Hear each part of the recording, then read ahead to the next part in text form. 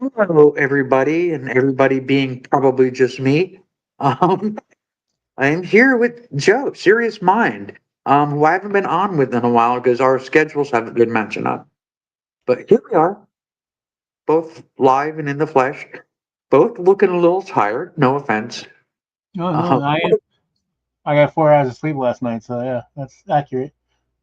this white, Oh yeah, I actually like it though. well that's yeah, because it's nice. That's what it reminds me of. You remember yeah, I'm sure you saw the movie Heavy Metal. The character that turns into the hot babe at the end when she's a girl. She's got the same stripe, and then when she turns into the girl, to the grown woman, she has it too. So, what do you want to do? You want to talk about politics first? Do you want to talk about Star Trek first? Because I got some Trek bitching to do.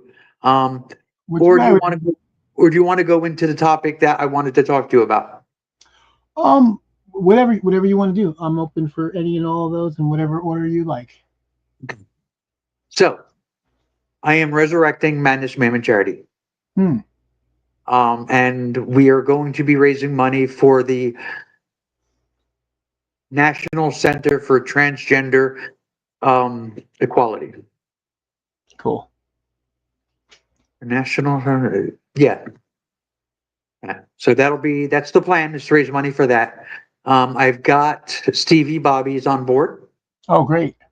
I have a 1 or 2 hour segment of it's going to be the old philosophy crowd from Stickam. Oh, Um, cool. American Atheists has already said he's on board with Noah, and a lot of those guys they've already said they're on board. Matt O'Neill is on board. Nice. Octopus Prime is on board. Um, it's starting to shape up. I'm shocked. Like Das American Atheist, he didn't even hesitate. He was like, "Yes, Very yes." cool. I want to try to get Matt Dillahunty and Forrest Valkai to do a call-in segment, like a 2 hour call-in segment. Yeah, that'd be great. But wouldn't that be fantastic? So Yeah, I gotta try that. and I've never met Forrest. I do like him. Yeah, him Yeah, or I've them. never met him either. But I mean, I see his stuff. It's not him sharing it because he doesn't have a Facebook page, but there's somebody posting all of his videos and clips and stuff on Facebook, and that's where I see it. And he's fantastic. Yeah, yeah. And I'm not subscribed to the line on YouTube, but it comes up in my feed, so I watch it whenever I see if I see something cool. He has a delivery that is, he's just a really good science communicator with just the right amount of snark. Yeah, yeah. Well, that's the thing because I mean, look, nothing. Look, I love Matt. Matt's an awesome guy. Sometimes he gets a little frustrated too quickly, or go a little quick. And so that's why I've seen sometimes where he just says, "Here, you take it," because I I can't deal, which is great. And I'm glad that Matt does that. He's got the sense to Yeah, realize I'm gonna get too angry for us. and Take Bugs it. runs with it. He takes it and he runs, and he's just like, "Oh, this is too good to hang up on." Oh yeah, yeah. Well, and the thing is, I understand where Matt's coming from though, because I mean he's been doing this for a long time, and you hear the same shitty arguments over and over Over and over, yeah. and all these goddamn people that call in, with their stupid, arguments that we've heard a billion times. And it almost seems like they're getting dumber at the arguments because they're not even copying off the person that people used to copy off of. They're copying off the copies of the copies. It's like the Based on the Bible, copies. like the Bible, right? So now they're getting, somebody's taking William Lane Craig's argument that went to somebody else, that went to somebody else, went to somebody else. Yep, And now it's completely whatever shred value it might have had from the it's original, just gone. completely gone. Um, and That's true. yeah. And so yeah, and so I can see really not having any patience for it. I don't blame him at all. I mean, I don't know that I would have any more patience than he does. Yeah, in fact, I wouldn't. But Hang on a sec. I'm looking for. Did you see the MMC video that I posted? no, I didn't. I haven't been paying a lot of attention. Also, like because I don't watch YouTube quite as much. Um, I've noticed that stuff like somebody telling me, "Oh, I got a video up," and I go and look and like where it should be in the feed. I have it, is by date and time, and it's just missing. But if I search for it, I find it, and it's like, "Yeah, you're subscribed to this person. Well, why the hell didn't you tell me that they made a video?" You know. Now I know you changed the channel name back to DevShell too. Yes. Yeah. I can see that. 52 seconds. Where is it? Where is it?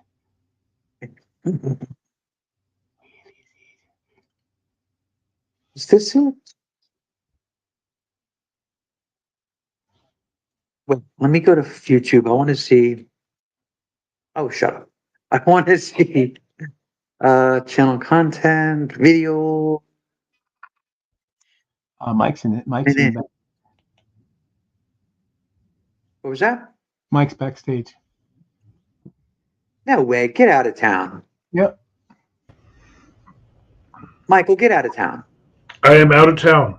In fact, I am here for Ravens J's special show with a special holiday gender affirming message.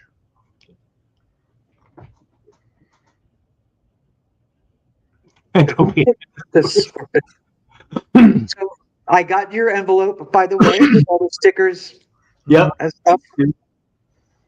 I have an old trunk down in my family room that's been floating around forever, and I decided to kind of start filling it up with "fuck Donald Trump" stickers. So thank you.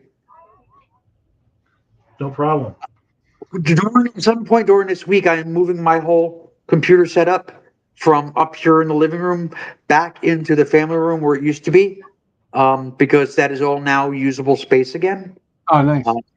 Yeah, I just busted my ass for like over a week cleaning it up and getting it all ready for the kids to use. There's a TV down there and the whole deal. It's livable. And hopefully it stays that way.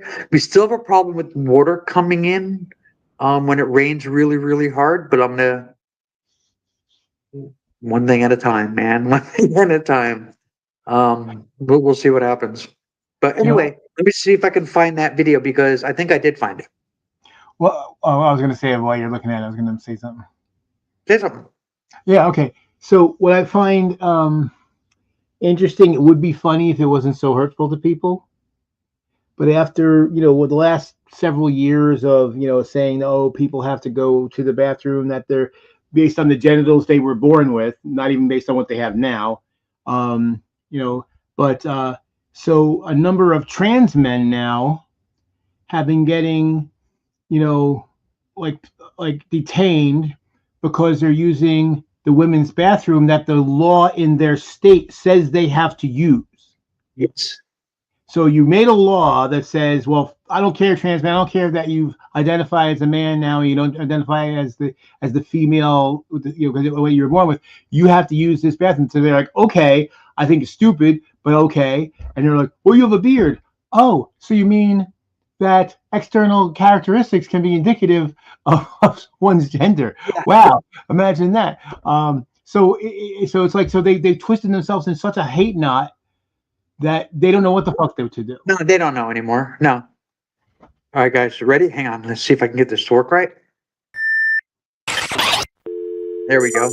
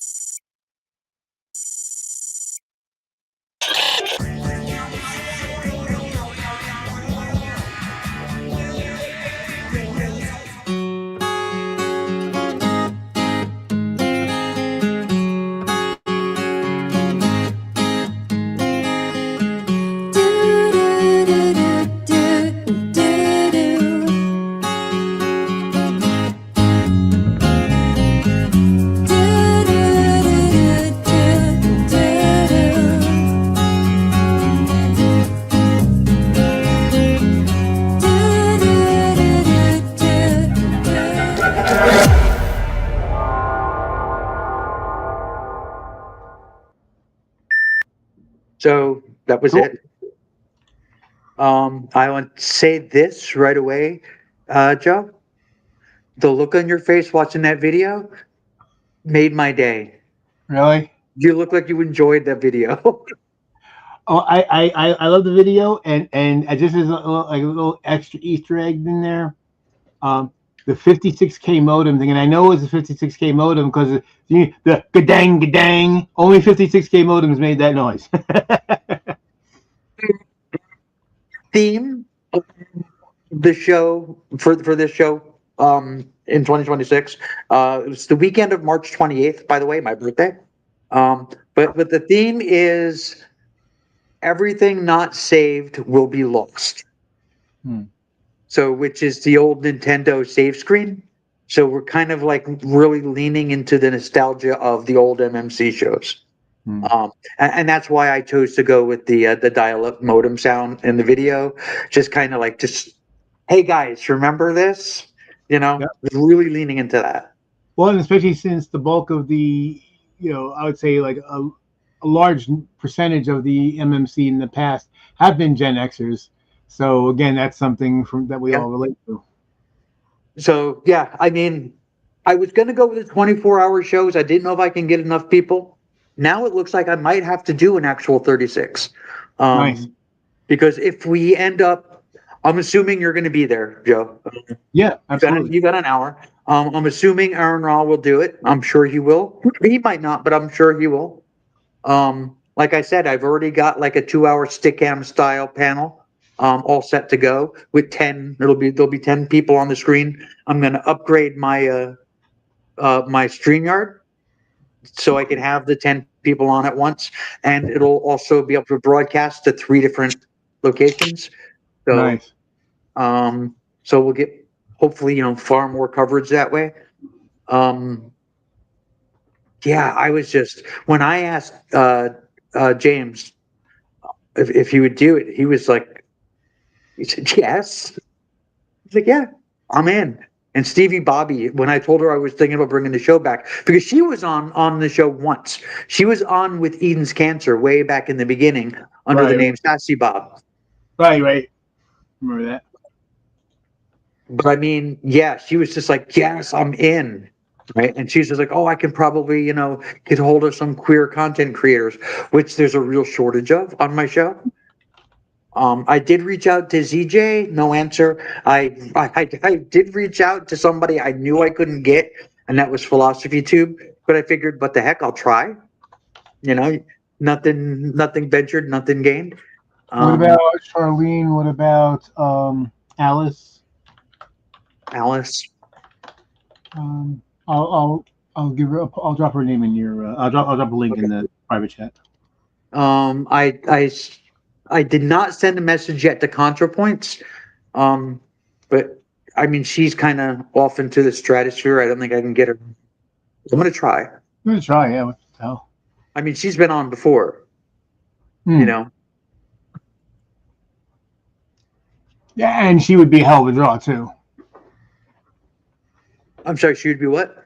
A hell of a draw. Oh yeah. Yeah, I mean that's why I like Philosophy Tube too. Would be a really good draw. But one thing I'm just thinking of for at least part of my segment. I think that I'm going to ask my friend Heather if she'll come on for at least part of the time, because she was the first trans person that I ever had like an in-depth conversation about it, and so she disabused me of a few misconceptions I had and a few things that I and filled in some blanks for me for things I didn't understand. And Heather is also a trans woman lesbian, and so she was the first person that was before ZJ came out as lesbian after she was already trans, and so when everybody else was going wah, I was like, oh yeah, okay, sure, that's just like Heather, But yeah, it was great. It was awesome. It was this one night. I was out at the Origins Game Festival that's in Columbus, Ohio, every year, and so we were a bunch of we played this game called Hackmaster. It's like basically a D&D clone, like the first and second edition. and like a whole big group of us, like 30 of us, were in this bar. We were drinking, and slowly the people started peeling off. And she was talking a little bit about it, and we ended up closing the bar. Just the two of us. We were like literally the last patrons there. They had to like tell us to get the hell out.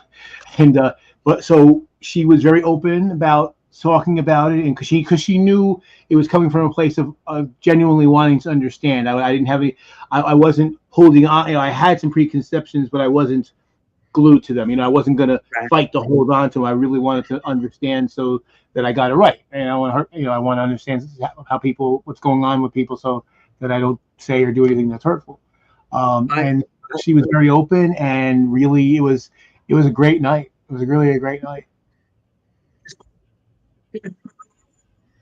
People, or like at least like conversations like that, with people who are from a completely different background every now and then, to give us a little bit of an in-depth education. People who avoid those kinds of things are the ones that never learn. Well, and that's the thing, and also I think what's important too is, like, look, as we always said, like, no one's obligated to give somebody else a lesson, right? That's totally true. However, if we're going to try to get people to change, somebody has to be willing to do it. Right. I mean, I'll have people that'll ask me questions, and it's just like, the standard answer tends to be, it's not my job to educate you, but if I don't, who will? Right. And who would end up giving that education? They'll get it from Caitlyn Jenner. Right. That's not where you. That's not, or Blair White. That's not who you want to ask. Exactly. And as a cis person, I mean, I can pass on what I know, but I don't have the same experience, so my knowledge only goes so far, right? I just know what people tell me, and as I understand it, but I can't relate to this experience because I've never had it. And so I think it's important for cis people to stand up and say what they can say, because someone who's really out there really isn't going to understand. They don't even want to listen to a trans person at all, right? They're not even going to listen. So at least in the spaces where somebody might listen, I can do that. But to really understand the experience, you need to talk to a trans person and say, this is how I experienced my life, and from childhood all the way through, and when I came to the realization of who I really was. Yeah, exactly. And trans people need to be open to those conversations. But it's understandable. So many of us are like so cagey. Sure. People suck. Well, right.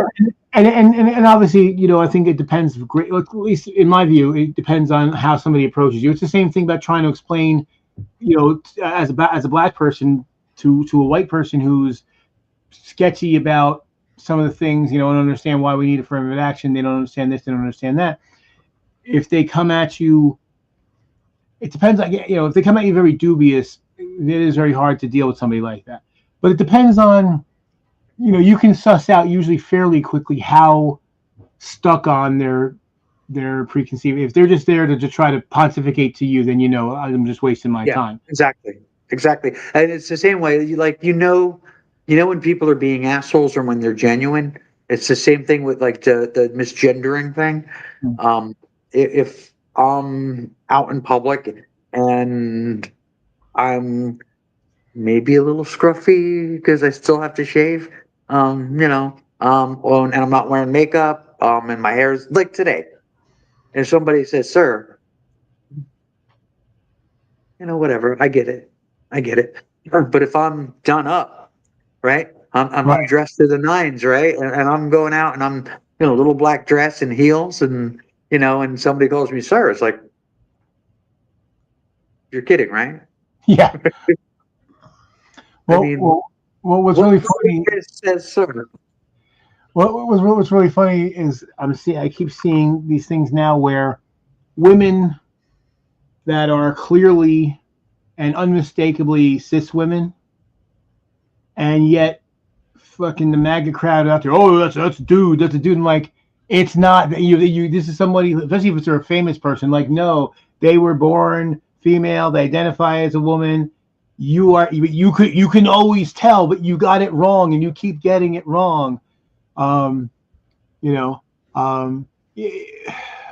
Mike looks like he wants to say something. No, he didn't. No, he didn't.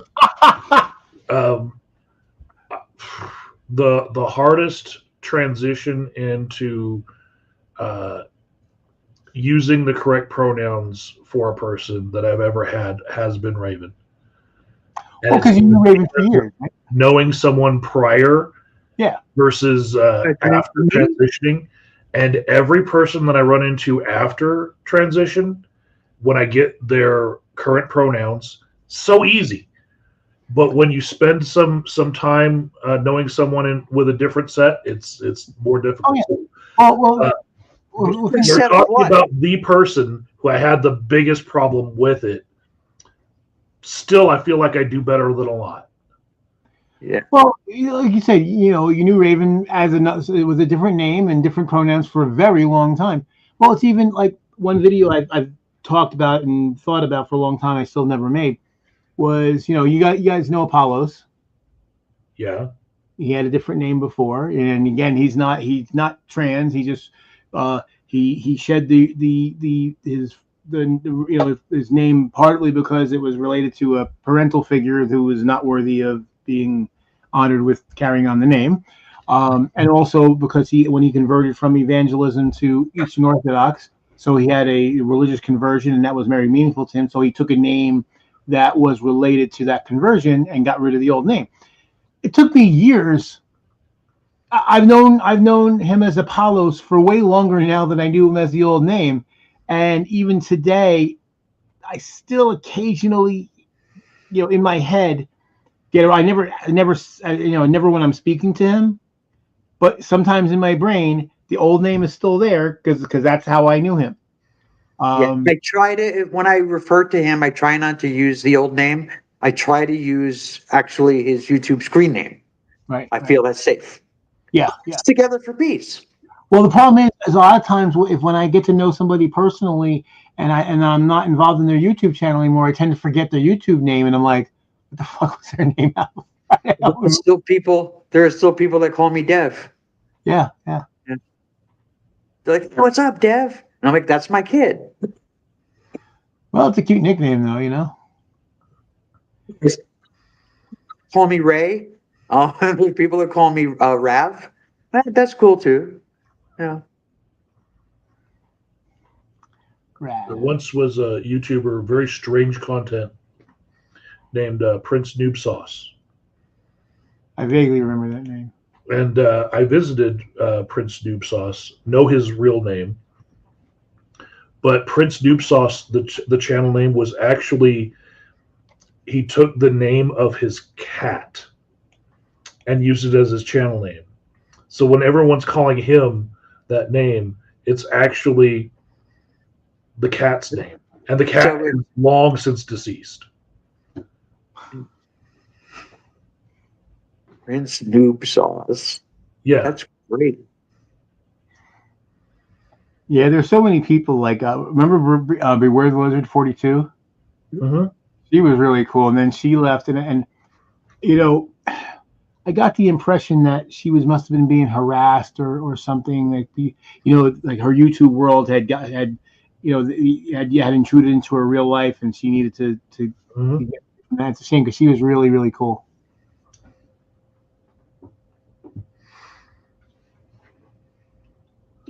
Any dinosaur?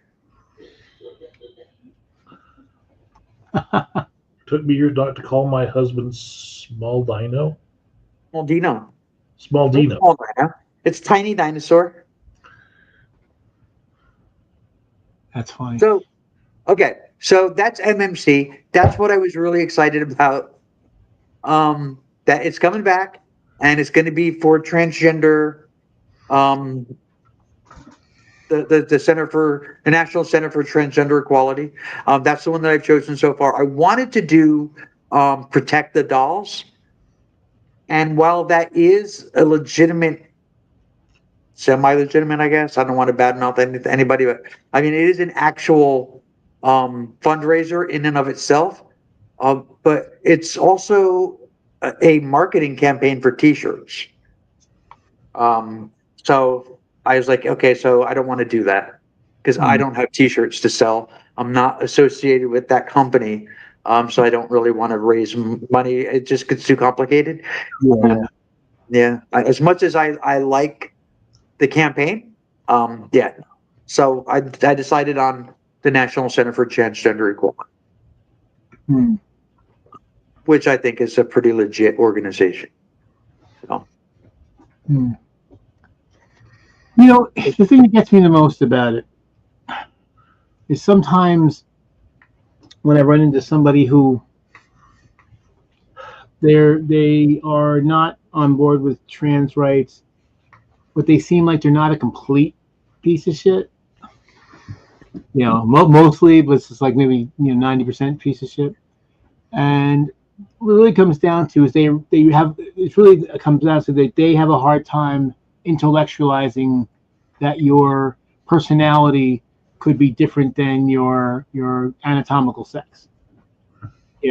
And the thing is that I find where they seem to object the most is they basically complain that um, well it's not you just don't you're not you're not wanting me to just accept it, you want me to believe it. And I'm like, I don't care what the fuck you believe, but how you treat people is what matters. And so they you should can take part in your delusion. Is what that's they right. say.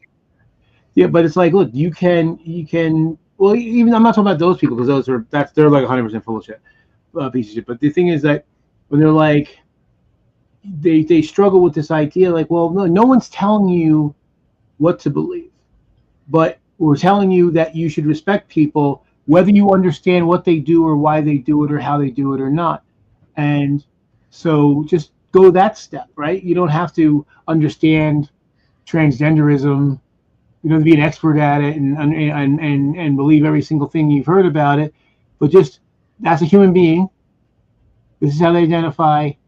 And if you are a person that doesn't want to hurt other people, this is the proper way to comport yourself. Just like the same thing, you maybe you have a thing about black people, right? But just don't do racist shit when you see black people, right? I don't care if you like us or not. You don't have to like me. And now there's lots of reasons not to like me. So, but just don't treat me in racist ways. That's all. That's all I care. That's the most I can ask for, right? I find that most people who are averse to respecting trans people, uh, it's because the rest of their belief system is intertwined with disrespecting the other. Yeah. Yeah. If Sure. I were to design a study that would prove that the presence of a different mind in trans people was legitimate without having people who have gotten so entrenched in their belief systems, I would take third graders who have never been put through sex ed at all, take them one by one and say, look, there exists a type of person that is one gender, but inside they're actually another gender. And there's three of them in your classroom. Tell me which ones they are. Yeah.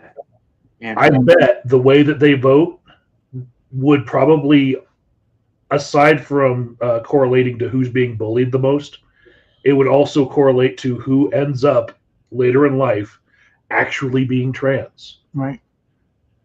And so those third graders, when they grow up, the ones that are conservative and have to align all of their beliefs with hatred, they're not going to want to believe what the third grade them believed without all the indoctrination and entrenchment of their beliefs. Yeah. I mean, But as a third grader, they sure as hell could probably pick them out. absolutely. It's already been shown, though, like scientifically, that the brains of men and women, right, are biologically, physiologically, they're different. And if at the brainstem, there's a kind of neuron in the brainstem that in men is larger, and in women it's smaller. Well, trans women have the smaller neurons in their brainstem. It's Mm. an actual physical, biological difference. that they are born with, we are born with. It is what it is. Well, especially when I try to tell people that, again, that are seem willing to listen, even though I know they probably aren't, is I point out that in utero, we all start out as female, every single one of us, and that at some point in time, our bodies roughly half of our bodies transition. So and that's why, and I think that's actually why there seems to be way more trans women than trans men, which would stand to reason that a bunch of us, physically transition, but the mental side doesn't, and so then we end up with someone who's mentally female and physically anatomically male. So and that's and the same, and obviously the same thing. So when people, their brains transition and their bodies don't in utero, so then they have a female body but they have a male brain.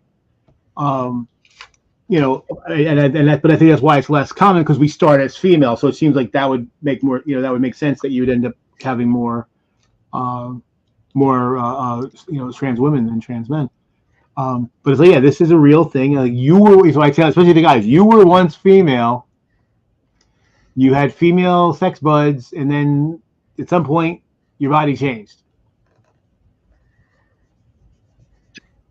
Speaking, I popped it into Chat GPT to get a researched answer here. Researched.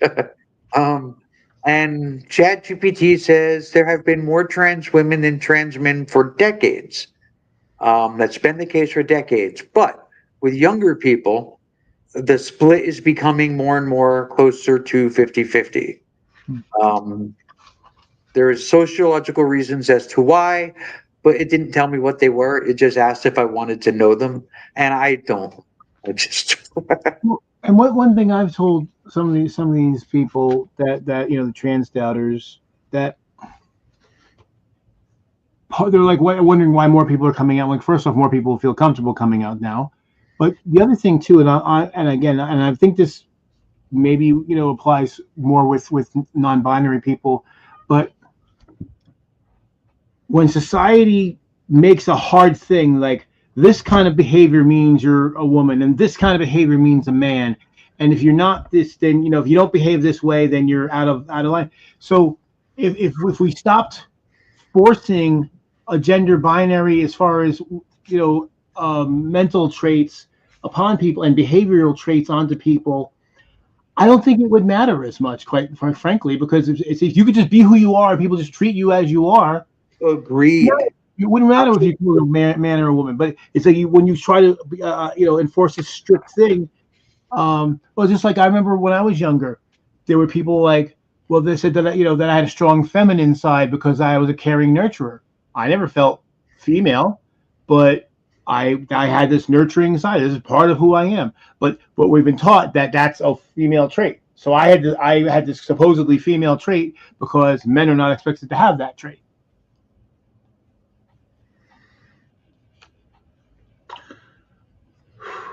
And the other thing that always burns my ass too is these same rotten people that attack trans people.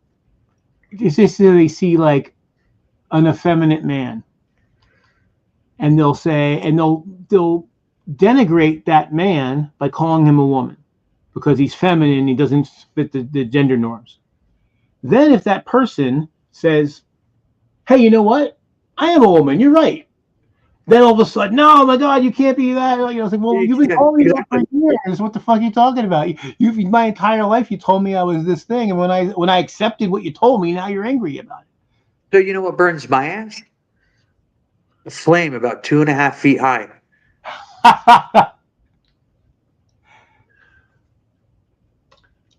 What I also see is that you can make an argument without the biological essentialism of it all, and just say that I'm okay with people wanting to be this other thing, regardless of biological reason, and respecting them in doing so. And like, if if Raven does die before me, and we do an autopsy, and we find that the neurons at the base of the neck are not the right length or are ambiguous, I don't care.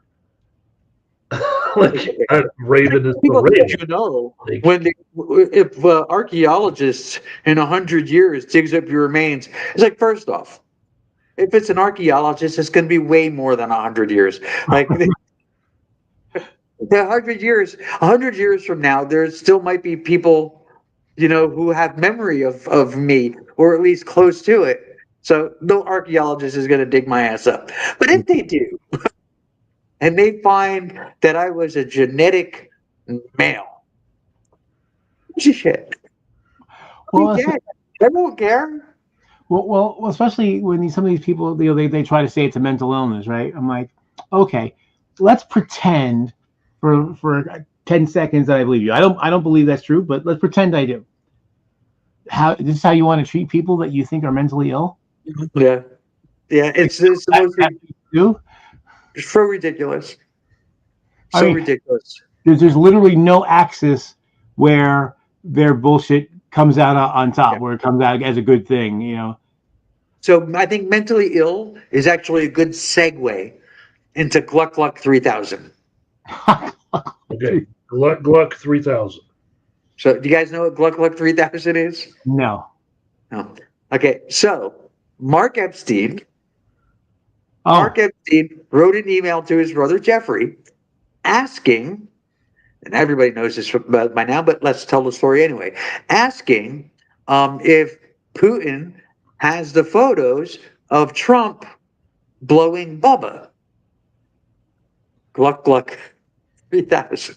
So the assumption is Bubba was Bill Clinton because Bill Clinton goes by the nickname Bubba. And there are ties between Bill Clinton and Jeffrey Epstein, which any right-wingers, Republicans, Trumpers watching, we're okay with Bill Clinton going to jail. Just we're cool. Yeah, I loved him as president, but if he violated minors, get in the clink. That's it. Goodbye. And that's always been the case.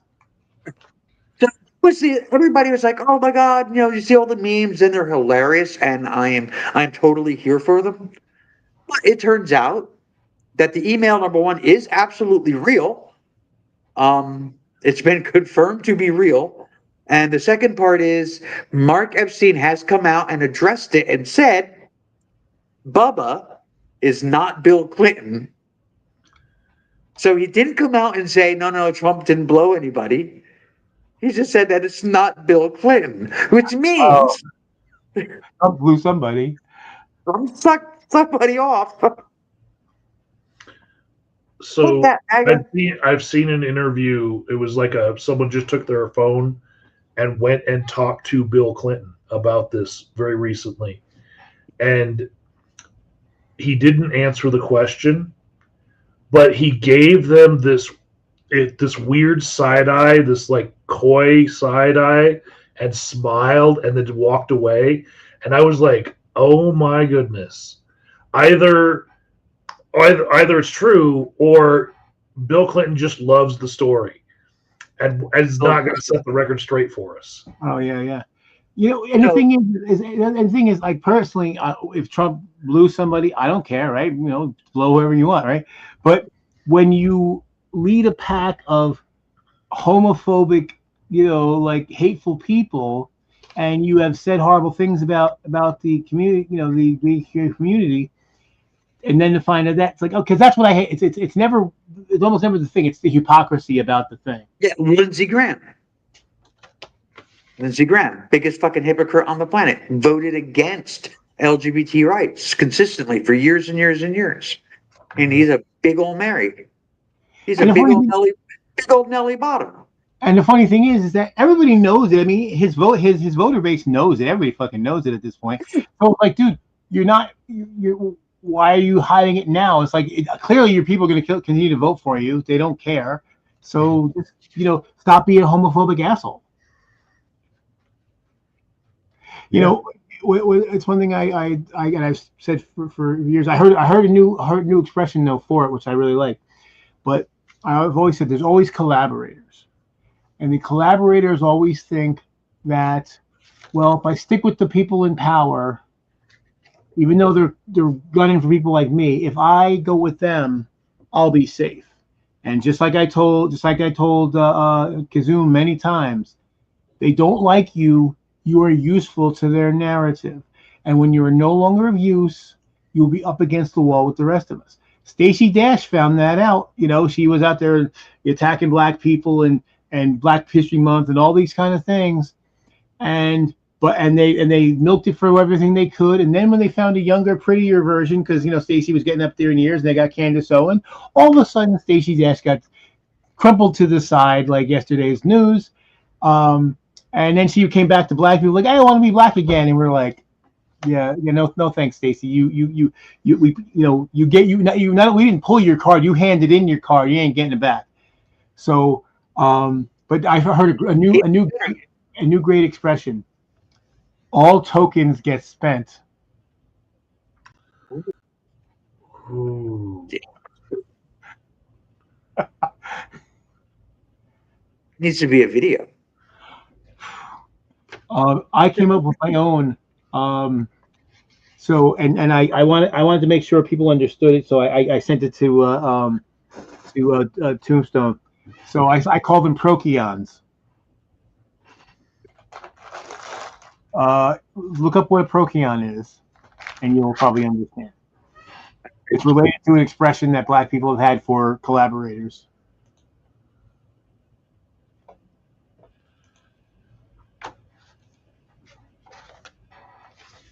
So it's Procyon.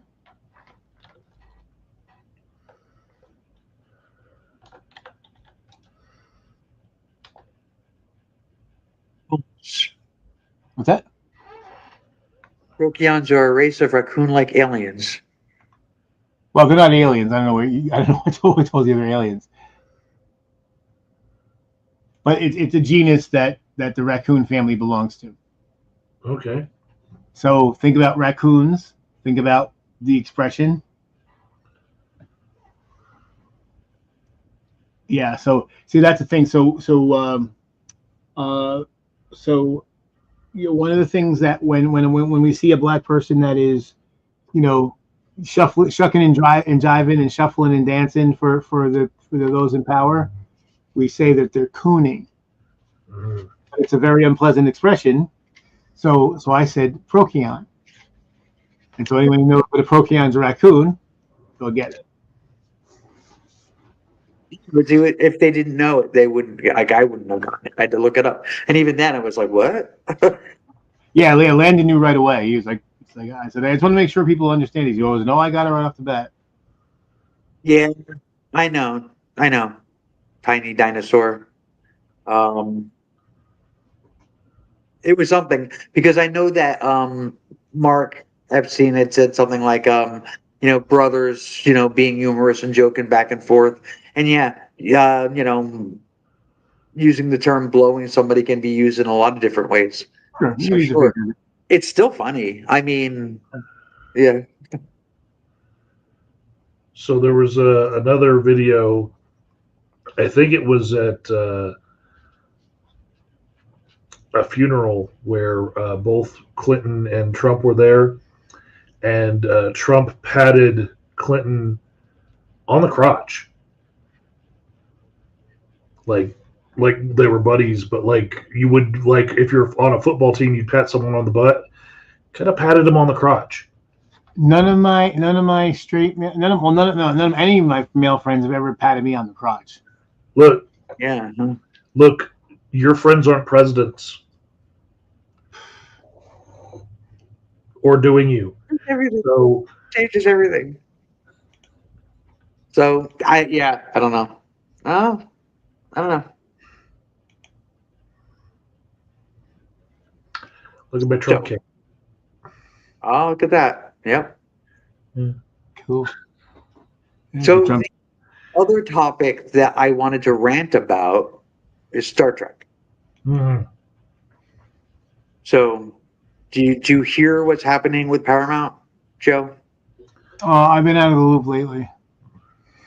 So they are actually considering very publicly, this is a project that they're working on, and it's rebooting Star Trek. Complete reboot, complete new direction, new characters, new actors, new everything. Basically, what it sounds like is they want to keep the franchise, but move away from everything that the franchise is by taking it in a new direction. And it sounds to me what they're trying to do is have their cake and eat it too by hanging on to Star Trek, but doing away with all the woke because Paramount is now owned by a MAGA Republican. It'd be impossible to not have it linked to woke themes if you didn't reboot it, because it would all go back to a history that was Right. pretty There is progressive. no way that and that's what I think happened. I think they looked at it and they looked at all of the shows, the entire 60-year history. They looked at what's in the pipeline. They looked at the movies. They looked at the themes, and they said there is no way possible to steer this franchise into a conservative direction. There's no way to make this not progressive. It's not possible. The only way to do it is to kill what is and start over. I mean, the funny part about that is the whole show, just even the concept of the show is about progress, right? We have to go from what we are now to what we would become. Right. And presumably we would have done away with or ameliorated to some degree all the problems we have now. Otherwise, we never get to the stars, right? So, which that's why I think it's a fool's errand. Plus, the thing is, here's the funny part to me. So, now a person who's now a former friend of mine, he didn't like a lot of most of the new Trek because of woke, whatever. And mind you, I don't like a lot of the new Trek either, but for completely different reasons.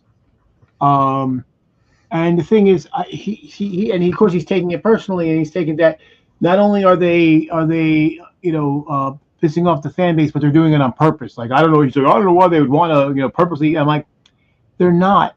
You and I, he's like 2 years older than me. So I'm 57, he's like 59. And I'm like, we are not the fan base anymore. I mean, this guy used to own a comic book and game store, and he told me way back, years ago, that your target demographics are like 14 to 23 and 24 to 35. So basically 14 to 35, that's where the action's at. Well, a heavily conservative message is not going to fly with 14 to 35 age group, and the Gen X and Boomers, we're dying off, and we are not, and that's why advertisers don't. We get targeted for like reverse mortgages and bladder products. So I'm trying to imagine what a MAGA Star Trek would look like, and the only thing I could think of is it would be basically the Klingons. Right, yeah, going around and conquering everywhere and or worse, the Packlets. Yeah. And so that's the thing. So they're all like, well, the thing is there's not enough of the oldians who and obviously like half of our generation is at least woke, right? At least half. So what they're aiming at a demographic that is rapidly shrinking by the day, and isn't enough to support the franchise even now if they go in that direction. I mean, this is why it's just like why you don't see a lot of, other than the podcast, you don't see a lot of successful conservative stand-up comedians, because conservative comedy isn't funny. It's mostly beating down on the downtrodden. So I'm like, and that's why I told my, while I was still friends with the guy, I said, look, I made peace with the fact that they don't market to me anymore. You said it yourself. We're not in that range. It sucks that they don't care about us anymore, but they don't, because it has nothing to do with the woke or non-woke. It's about money. If you want to make money, you have to appeal to that prime audience. So Trump's smart. He makes ship go fast. So I guess what I'll say is, They can do what the fuck they want, right? Like I don't watch most of the new shows. Like I did like the first couple seasons of Strange New Worlds, except for the singing one. I get love it. Yeah, but I watched like the first 2 or 3 episodes of the latest season. I couldn't be arsed, and I haven't watched it since. So they can do whatever they want. I still have my old stuff that I still love. And so if they want to truly wreck the franchise, trying to be conservative hipsters, go for it. Fuck it. To do what they want to do, they would have to bring the existing franchise to a nice, neat, tidy close, and then that's it. It would be gone. Well, that It would would be exist on smart. the reruns, you know. Well, see, that would be smart, but that doesn't mean that's what they're going to do. I mean, they could just cut it off and be like, well, we're going in a new direction. And again, and if they do it, if they don't do what you're saying, that will ensure that the fan base that still exists will be gone. Yeah, they'll just walk away. Yeah. They'll just walk away. I for the life of me, I really seriously can't imagine what a mega Star Trek would look like. I mean, the show was created by an atheist socialist. Right. Well, and that's the thing that's kind of funny, because that same guy I was talking about before, he was saying that, like, he didn't understand how Roddenberry went socialist with the Next Generation. I'm like, he was always socialist. It's just that he had to, for the time, he had to be careful because his audience was less receptive to it. And that's why whenever they say stupid shit like, "Oh, you couldn't have a show like Archie Bunker now," like, well, they did actually twice. Although they never understood that Archie changed over time. Archie, I won't say he ever went woke, but he was going down the woke route, if you will. And Archie, while he was the protagonist, he was not the hero. He was not the hero. No. That was the most woke show that's ever been on TV. Edith was the hero. That's right. Archie was constantly the butt of the joke. He always lost. His bigotry always lost. Always lost. Yeah. Because over the years, they did give him an arc. He grew. Yeah. He grew slowly, but he grew. It's the only way right. to keep an audience. Right. And so he grew, but this conservative audience didn't, unfortunately, and they never understood what it was all about. It's true. So that's some great TV right there, though. Yeah, and even one episode I really loved. I don't remember the whole episode, but there was a home invasion. It was 2 black dudes, and so Archie's spewing his crap, and then the guy's like, "Oh, what we got here is a bigot." And then Mike's doing his, liberal thing, and then he's like, "Oh, what we have here, we have a liberal." And he actually gave it to both of them, Yeah. Because, as Martin Luther King and Malcolm X pointed out, that liberals had some issues as well. And so he basically dunked the whole audience, saying, "Whatever side you're on, you're fucked up." And I vaguely remember that episode. Yeah. I'm tempted to look it up and rewatch it, because it was really a great episode. But so yeah, I mean, all I can think of when I hear what they want to do and all the other ridiculous shit they've tried to do is a great line from Star Wars, excuse me. The more you tighten your grip, the more star systems will slip through your fingers. Your fingers, yeah. And when did Star Trek become woke? September 8th, 1966. Yeah. I mean, hell, even though it's a very ham-fisted episode, you let this be your last battlefield. It's a fantastic episode, yeah. Yeah. I mean, the only thing that I think, like my ex-friend and some other people latch onto, is that there was, and again, they don't even get that it's woke, is whenever, how many times there's machines that were like, running people's lives and and taking away people's freedoms. You know, he had Landrew, and you had probably 7 other, automatons that were preventing people from being free. But that wasn't about, that was actually anti over industrialization, and that was against, concentration of power, and that was about not dehumanizing people, and that's fucking woke.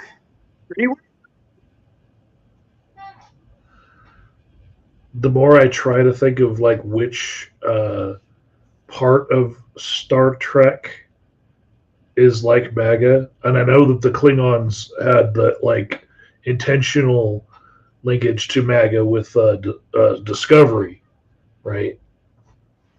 But there's elements of like all of the enemies of the Federation in MAGA for sure.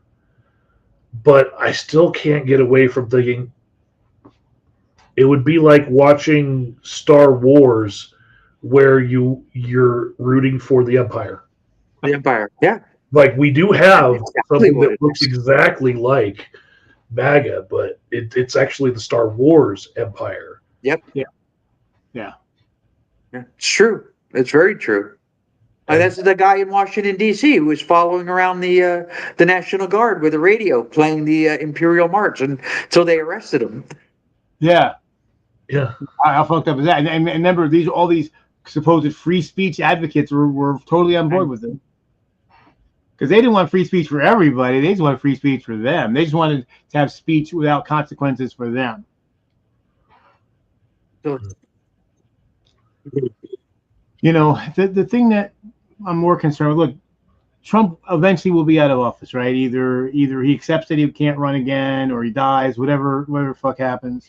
He gets kicked out of office, whatever. But what's left that's my biggest concern. what it is? What? Sorry, I was wanting to make a video, and I had the concept in my head, and it disappeared. And I was like, what was I thinking about? I didn't remember what it was. I wanted to make a video talking about what's next. Because, yeah, you're right. Trump isn't going to stay. Right? He'll be gone. He's either going to be chased out, or he's going to be kicked off the island, or voted off the island, or he's going to die. I mean, one of those things. And then what comes next? Like, what's left? And I think this is exactly what you're about to say, right? What's left of the government? What's left of any semblance of legitimacy? Yeah. How do you cobble that back together? Now, one thing I will say, just like when we impeached Trump the first 2 times, there were people like, oh, well, Pence will be worse. Clearly, you were wrong. Pence was not worse because Pence still believed in democracy. Maybe there's nothing else good about Pence at all, but at least he had that. Yeah. George W. Bush, horrible president, and he was he had his little dictator wannabe element to him too. But again, he believed in democracy. Dick Cheney, as evil as he was, believed in fucking democracy. And that makes all supporter. That's right. And that makes all 3 of those men, for all their faults and all their badness, makes them miles away better than Trump. And so the thing about it is, so they said, well, Pence, not Pence, J.D. Vance will get in. And I'm like, oh, he'll do all these things. I'm like, nobody likes Pence, and nobody's afraid of him. The people, there's lots of Republicans that behind closed doors say terrible things about Trump because they hate him, but in public, they support him because they're fucking afraid of him. And nobody's afraid of J.D. Vance. He does not have a cult of personality. The MAGA faithful don't like J.D. Vance either. So he just will not have the same amount of power that Trump has. That's what I've been saying from the beginning. It was like, oh my God, J.D. Vance is worse. Do you know who's surprising the last couple of weeks?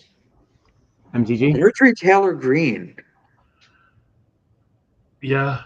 AOC did a whole video on that too. Did she? Yeah. I mean, I looked on people. Marjorie Taylor Greene wanted to run for Senate, and Trump's like, you wouldn't be able to do it without my help. and she got pissed. He's like, "You're not going to be able to do it without my help, and I'm not giving it to you." And she is now just speaking her mind. There's a reason why he said that to her. He said that to her because she's all for releasing the Epstein files, and he told her not to. He told her to walk away from that, and she's like, "Yeah, no." She Yeah, she turned on him before he pulled his endorsement. Yeah, I think most of what she's doing is for personal reasons. I think it's Yep. I don't think she has any altruistic bone in her body. Nope. But my thing is, and people tell me, oh, but she's like, I know she's doing it for her own reasons, but I don't care because as long as she's tearing him down, that's good for us. I mean, this is the thing that people don't understand, and especially leftists. Sorry, leftists. I know you have a lot of great ideas. You're trying to do a lot of good things, but you're horrible at fucking politics. You're fucking horrible at politics. That when it comes to politics, there's a very old expression that says politics makes strange bedfellows, and there's reasons why. Because unless you have a massive majority that wants whatever you want, you can't get what you want without horse trading with somebody else. And since leftists are like 10-15% of the population, of the voting population, you're not going to get anything you want unless you're willing to deal with other people who don't share your views 100%. But you can hold your breath all you want, and Yep. or like somebody we know who I used to respect very much, who said, "Well, I'm not going to vote again until we get universal health care." I'm like, "Well, how the fuck are you supposed to do that, asshole? How the fuck are you supposed to get this thing you?" Is that the person that I was friends with that I'm not friends with anymore? Yes. Yeah. Yeah. And it was like the most ridiculous thing I've ever heard. So here you what you want something, and I agree with you. I want that thing too, but you are not willing to lift one fucking finger to make it happen or to push the country in that direction. If you don't get it overnight, then it's not worth having at all. And that is the most nihilistic, destructive, and useless fucking attitude. And it's like that's why the Democrats don't play with you, because you're worthless. Because you basically tell the Democrats, it doesn't matter how much you move toward us. If you don't give us 100% of everything, we're not giving you anything. Why should they bother? I mean, you basically think that compromising is capitulation. So you're telling us you're not going to capitulate, but you want everybody else to capitulate. Well, guess what, Jack? You ain't getting shit. Third rule of He also said he's not going to ever vote in a federal election ever again. That's okay. Yeah. He I don't know where his head is at. Well, and I've seen that attitude all over the place. So, and I said I miss him. third rule of acquisition clearly states never pay more for an acquisition than you have to. So Yes. same thing. The Democrats are doing that too, and they're going to say, "Well, we'll give you some, but you're going to have to give us some." Because they don't want to pay too much, and they're capitulating and doing everything because they know that your idea, because it's not wildly popular, isn't going to go over. But they're going to go give you some. And isn't it better to be moving in the right direction than retrograde? I think losing ground is vastly inferior to even standing your ground, quite frankly. I mean, standing your ground sucks, but it's better than losing ground. But they keep thinking that, well, if things get shitty enough, everybody will just turn to my idea. Ain't happening, Jack. That's not how the fucking world works. Nobody thinks that way. Nobody has ever thought that way. I have a certain amount of confidence that part of Mars Retailer Green's thing is that she really is a true believer. She's real MAGA. Like Trump is not, even though he's the leader of the movement, he's not real MAGA. He doesn't believe in it. He never did. He's never acted like he believed in it. He still doesn't act like he believes in it. But she is. Right? She is all make America great again. She signed on to the whole thing from the beginning because she wanted to out all the Democrats that were fiddling kitties. And now she's found out that it's her side that's doing it, and she hasn't changed her stance. She wants to out the people who are fiddling the kitties. And if that means Trump, then it means Trump because she's a true believer. That's right. And if it helps her politically, she'll double down on that shit because everybody wants to double down on a good old helping of fuck the other guy. Yeah. And that's the thing. And like, no, I would never vote for her or give her any money. But as long as she's going to go out there saying things we need her to say. Yeah, I'm not going to stop her. Yeah, exactly. When your enemy's making a mistake, let them. I mean, so like the MAGA Republican movement, just the right wing, has been like it's had a rift from the beginning. There's the MAGA faithful and there's Republicans, and this like strange bedfellows, and she is causing that rift to open wide the fuck up. And you know what? Have at it. I'm glad you brought that up Do your thing. because again, this is why, again, when I see leftists and some progressives, the more recalcitrant progressives, is like, yes, well, you're like, well, how come they get to do it? Because they stand in lockstep. They don't like each other, but they're trying to achieve a goal. This past election, the Republicans did an autopsy on why they did so poorly, and they said Democrats stand together even when they don't like each other, and they stick up for each other, and that's how they won. And number one, that's wrong. That isn't what happened. And number two, that's been the Republican playbook since 1980. That was Reagan's doctrine. Yeah. Yeah. Never say anything bad about another Republican. That's right. That's right. And that's how they were able to win. That's how they were able to get. And they always showed up, even if they couldn't stand the fucking guy, because they knew if their party was in control. Because this is the thing, I think so many people don't actually understand how laws get passed and stuff. You have, in order to control the agenda, you have to control the floor. You have to control that chamber. And if you don't control the chamber, you will literally, you could put up bills all you want. And if the speaker says no, you don't even get debate time on the shit.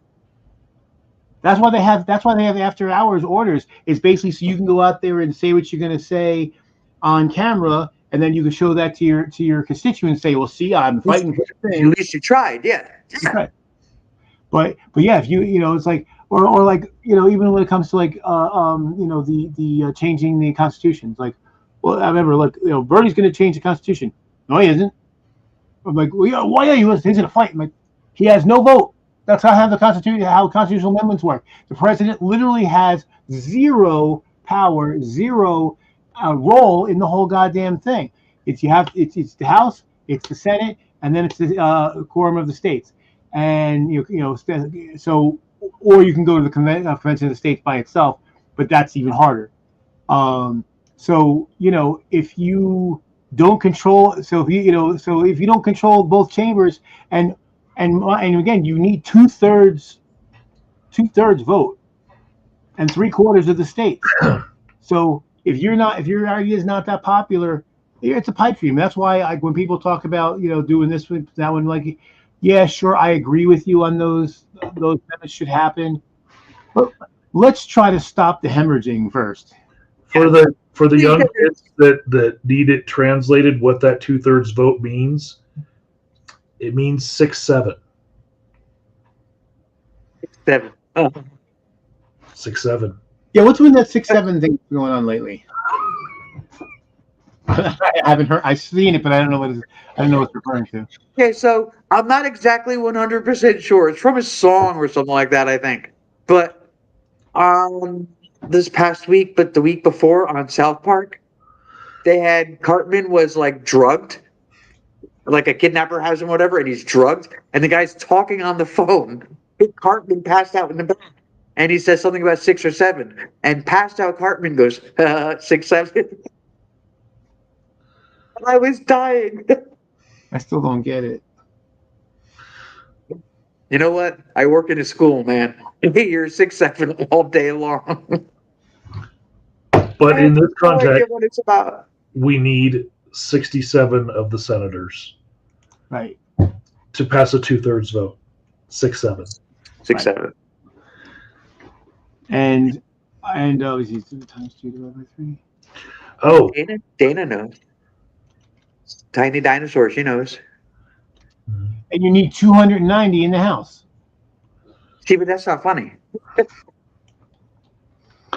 So I'm gonna try 6-7 into Google and see what 6-7 mean.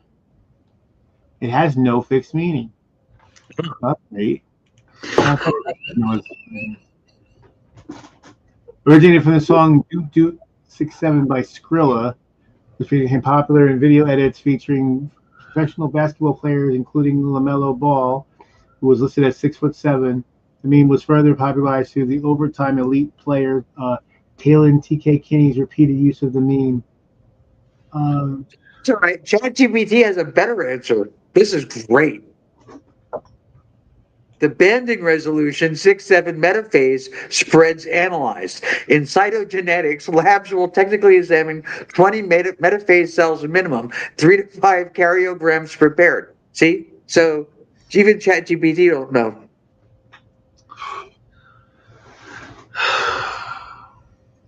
I know what 187 is, but I know what 47842 is.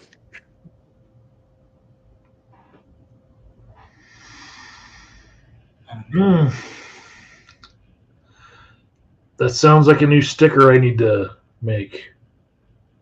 For sure. Isn't it 47? oh, yeah, I got it. Yeah, yeah. Now I get it. But yeah, this is like, this is the other thing too. I actually started a channel. I haven't made any videos for it yet, but it's called Regeneration X. And because I've seen a lot of Regeneration X, I've made so many people making Gen X videos. I wanted to start doing that and kind of bigging us up and not getting into generational war bullshit. Just kind of just bigging up, Generation X and things that we should be happy about and things we should be doing now. But the one video I wanted to make about is because again I used to delve into the generational wars and it was stupid and I got out of it. But like people bitching about the lingo like the get younger like Gen Z or Gen Alpha uses that we don't get it and we had stuff that the boomers and the silent generation didn't like and the millennials had stuff that we didn't like and the boomers didn't like. It's just natural. So why get bent out of shape? Oh, they're using different lingo than I use. Yeah, so did you. So get over it.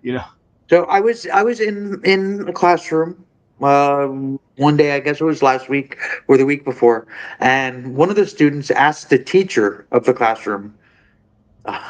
He goes, "Oh, Mister So and So, was music as big a deal to you guys when you were our age as it is to us?"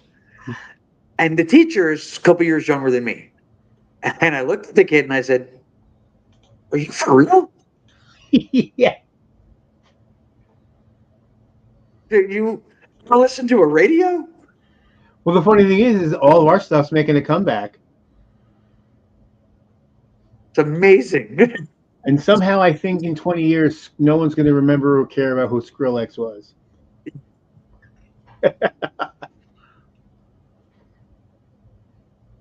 Is music as big a deal to you guys as it is for us? It was everything. I mean, we were the MTV generation when MTV actually played music. It's like gone now, isn't it? Yeah, well, it's going to be closing down permanently at the end of the year.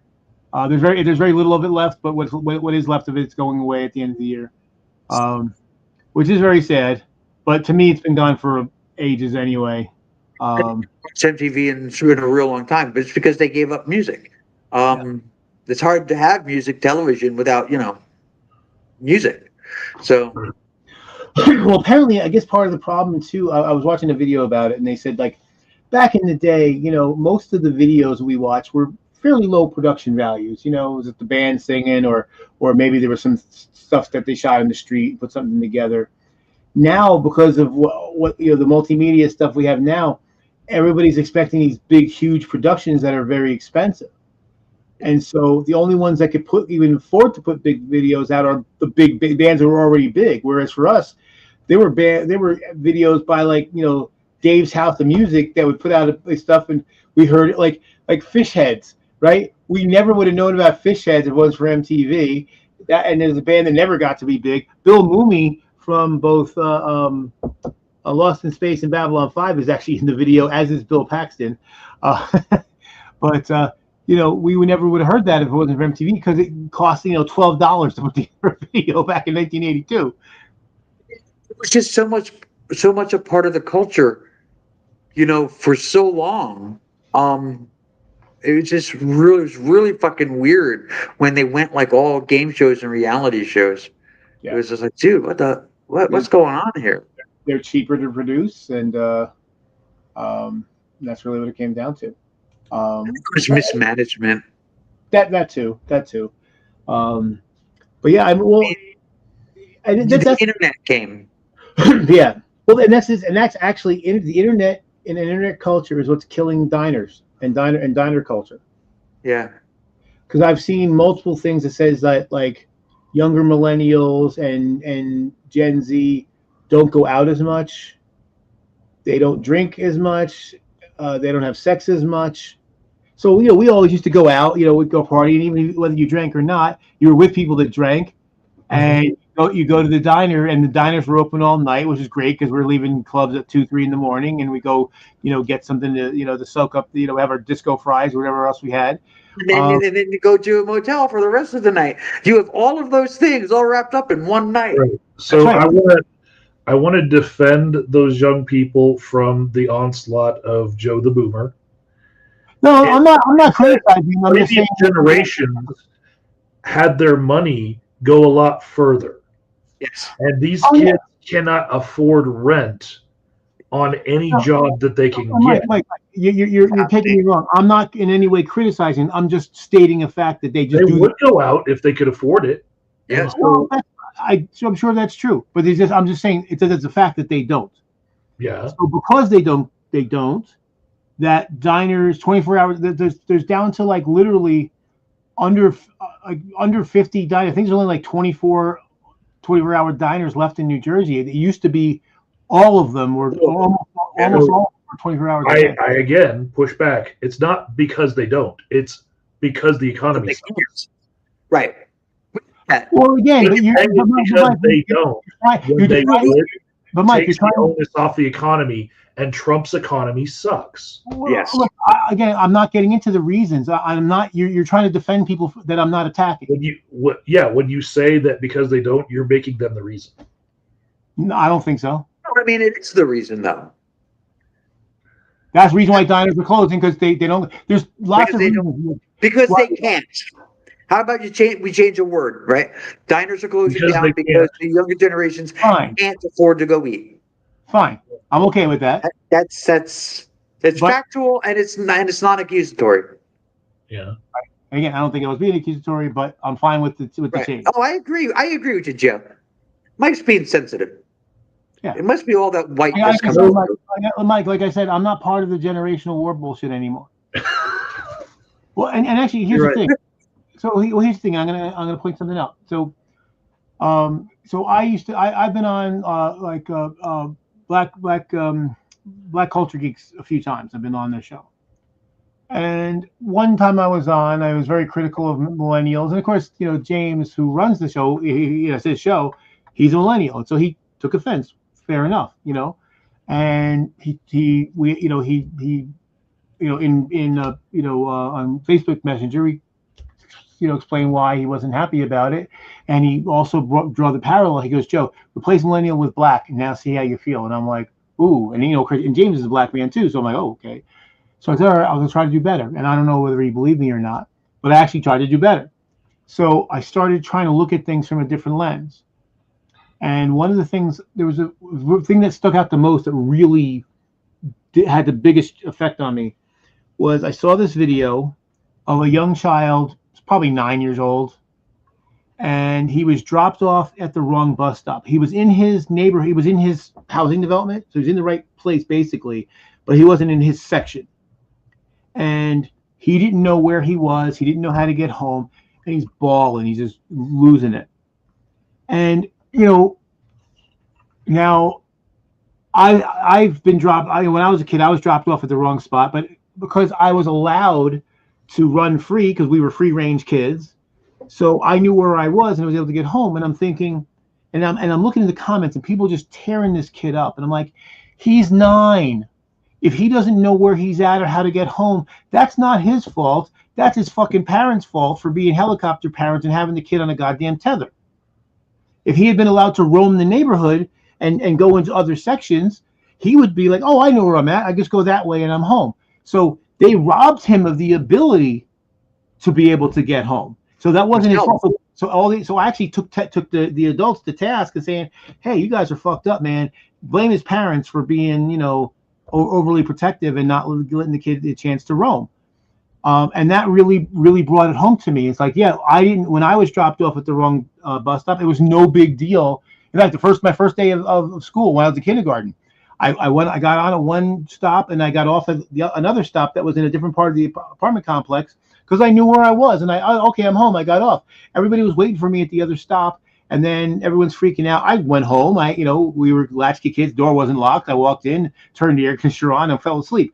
And they came in ready to call the police. And here I was laying there on the thing. No big deal because I was a free range kid. I was 4. I was 4 and I knew where everything was because they let me roam. So that's clearly a parental issue that they did not let this kid is 9 and they wouldn't let this kid walk around his own housing development. So he had no idea where he was. So, and that's what really made, and then I started watching these videos where I'd see they'd ask a young kid, I remember they asked this kid who was about 14 to read an analog clock and the kid didn't know and they're all laughing at him. I'm like, well, she doesn't know because did you ever teach her how an analog clock works? Everything she sees in her world is digital. She's digital on the phone. She's digital probably in the classroom. It's digital in the car. It's digital on the goddamn microwave. It's digital on the TV. So if she doesn't know and you think that's a useful skill and you didn't teach her, that's your fault, not her fault. Yeah. So so that's the thing. So yeah, believe me, I'm not out scoping to look for ways to get to attack the millennials and Gen Z and Gen Alpha. So Small Dinoland has another point in the chat that boomers came down with laws for curfews that would keep kids from being able to be out during the times that they used to keep diners open. Right. When Dunkin' Donuts were open 24 hours too, they're not either anymore. No, and they also don't make donuts on the premises anymore, which makes it worthless to go there anyway. I don't want to sound too much like a nerd, but Village Inn and Denny's, I put some of those waitresses' kids through college playing Dungeons and Dragons in the back room of a Denny's because they had a room that they would just always let us hang out and order food. Because we ordered enough food, we could use it as a meeting place for our Dungeons and Dragons. That's awesome. Well, that's the thing. We used to go in Mattawan. There's a bowling alley there, and they have their own self-contained bar. So we'd go bowling, we'd go to the bar, and then when we leave, we'd either go. There was a 24-hour bagel place right next door. So we'd either go there, or we would go to the Dunkin' Donuts that was on the way home. That was open 24 hours, and one of my friends, his brother worked there, so usually we come in and he'd be just making it. Sometimes he would actually start a new batch of donuts just for us, But yeah, that doesn't happen, and it's sad. So yeah, I'm in our area, Joe and I, right, in our area of the country, the diner culture was such a huge thing. I mean, they talk about it in songs, right? And nobody looked any finer or more of a hit at the Parkway Diner. I mean, yeah. I've seen tons of articles talking about this, about how New Jersey's a diner. We're still the diner state, but it's not like it used to be. It's not like it used to be. No. There's a diner. There's one 24-hour diner near me called Tropical. It's in Elizabeth. But I went there once at 3:45 in the morning, and it was a 2-hour wait because it was the only place around that was open. So I said, "Fuck it," and I went to like 7-Eleven or something, grab some. Any here. There's no 24-hour places here. Yeah. In our area of the state, we're in the dark in the middle of the night. It's quick check. Three of the diners from my hometown are closed. They're completely just gone. There's the closest diner to my house. Sucks. That sucks. I've got 2 close to me. One's right across the street from my office. Food's okay. Nothing special. I missed. I really. And then there was one. There was a one on Route 1 in Woodbridge. Or I guess Edison Diner, and they had a fire, and they shut down, and they haven't reopened since. And they had the best disco fries. Here in Denver, for decades, There were the Denver Diner, which was on Spear and Colfax, and that thing has been shut down, and it will be coming back as a bank. Oh God. They're plowing over the whole building. And then there was Tom's Diner, which was on the other side. Yeah, like yes, I get that, but Tom's Diner was a place for unofficial AA meetings. Like they weren't on the books, they weren't in the directories, but like between midnight and 6 a.m., there That's where were all the a lot AA of people AA like to get meetings drinks. around town. So Yeah. people who needed a meeting would go to Tom's Diner, where they did not serve alcohol, and there were other people who were in AA from different locations around the city. And now that's gone. Mm. That's how I know about that, because I'm an addiction counselor. But Mm. yeah, they did not have enough business and shut down. Yeah. To be in Avengers Doomsday, reportedly.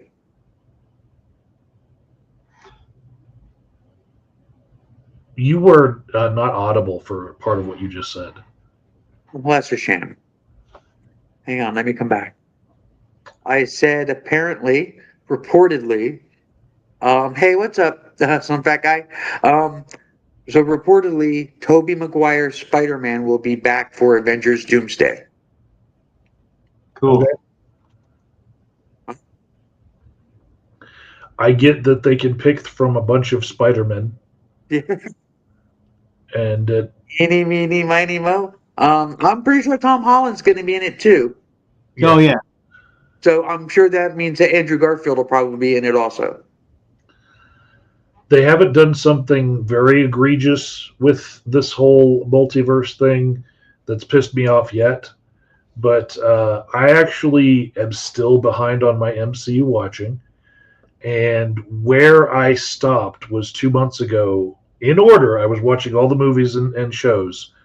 And I stopped the day that Charlie Kirk got shot.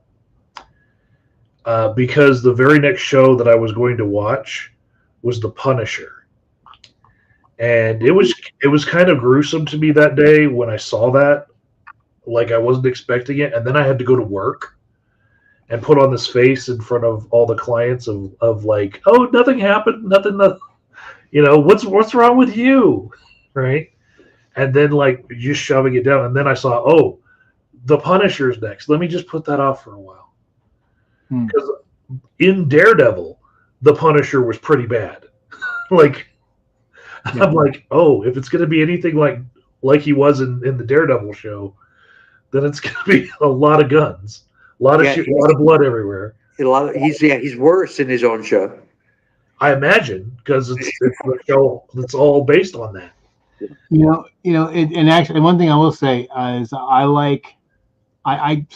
watched the Reborn series of his where I liked it very much, and then just for completeness, I decided to try watching the Netflix series. Mm-hmm. It's okay. I don't like it anywhere near as much as I like the Reborn, and it's almost like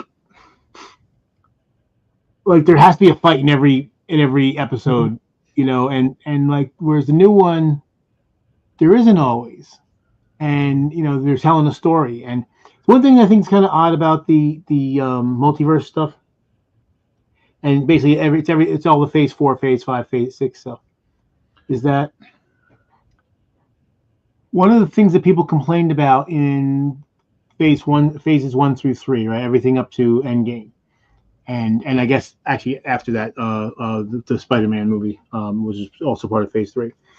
So there were people that complained that every movie was just setting up the next movie, and so that it was like you don't understand serials then. But you had a cohesive story, and that's what was telling the storyline. And so there was going to be things that were setting you up for the next movie. Now in phase 4, 5, and 6, or say 4 and 5, I should say, they haven't done that as much. I mean, there's some things setting things up, but there's like the the Captain Marvel or the Marvels wasn't setting up anything for anything, right?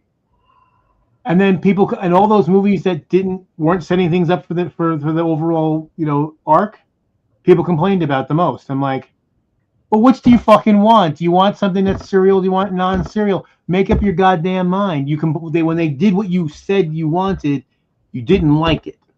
So far, I'd say of all the shows, the Netflix shows, they work together, right? The Defenders, the Daredevil, Jessica Jones, and Iron Fist, and Luke Cage. All of those, right? They all work together.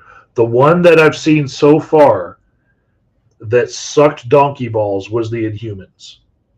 Oh, that yeah. show had such a low production quality to it. I didn't like that. I didn't watch it. I couldn't get through the first. You know how if a old movie had no production budget, they would have a shot of a guy shooting a person, they'd shoot the gun, and then the next scene you see the person go like that, but you never ever saw a blood pack go off because that would be too much money, right?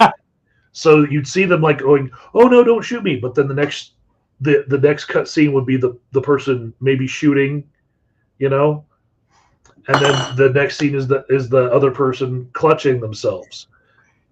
All those tricks, all in one show, including the character Medusa, who could manipulate her hair to be appendages, like an octopus, right? In the comic books, I remembered her for that. They had one scene where they actually had her doing stuff with her hair, and then they wrote it into the script that her head would get shaved. So then for the rest of the show, she's G.I. Jane bald, right? And she's just a person, a regular person, speaking with a royal attitude, but it explained away the fact that they didn't have the budget for the special effects. Because budget. You don't have to have the budget for the superpower if you find a way to defeat the superpower. Yeah, I mean, it's almost like if you had a character that is famous for his utterances, and then you sew his mouth shut. Yeah, right. Would they do that too? It was so terrible. I loved when Deadpool killed that Deadpool. It's oh yeah. Well, that's the thing, and the sad part is that movie was actually, I thought that Origins was Wolverine Origins. I thought it was a decent movie up to that point, and then not only is the guy's mouth shut up, and the swords are grafted onto his arms, and it's what the fuck is this shit? Yeah, it's a pretty piss poor excuse for a Deadpool. Well, and I didn't watch the Inhumans, but I did see clips online where people were discussing how bad it was, and what little effects they used were absolutely. We're talking 1980s, actually late 70s level special effects. So the worst of all of the Inhumans is not just shaving Medusa's hair. In some of the show, this character named Gorgon, who has the legs of a goat, or a minotaur's legs, but a human top, and every time he stomps, it sends a shockwave across the ground. Right, that's his superpower. Some of the show, he had those legs on, and some of it it's they forgot to even have him wear the prosthetic leg things. It's his legs were almost human, with just special shoes, but it looked like they were supposed to just move the camera so that his torso was where the shot cut off, and you would never see his legs. For most of the show, you just don't see his legs. Wow. They just changed the camera angles so that they don't have to worry about the fact that he has goat legs where the ankles are different, What's the name of that character? Flipped around. Gorgon. What was the name of that character? Gorgon? Gorgon. Gorgon. Okay, that's what I thought. Medusa's a Gorgon.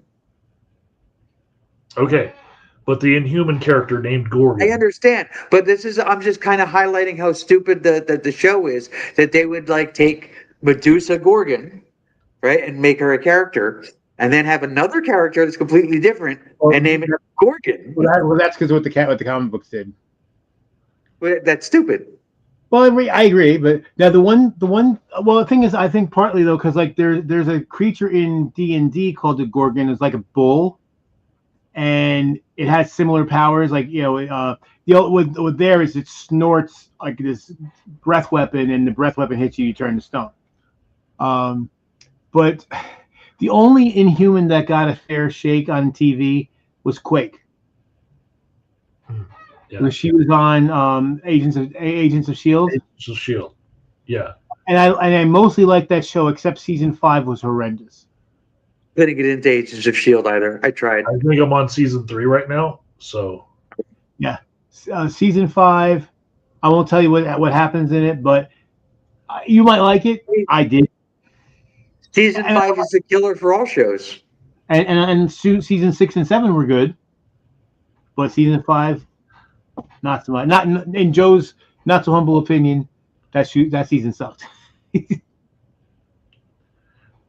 Well, I really liked Luke Cage and how they brought a lot of black culture into the show. And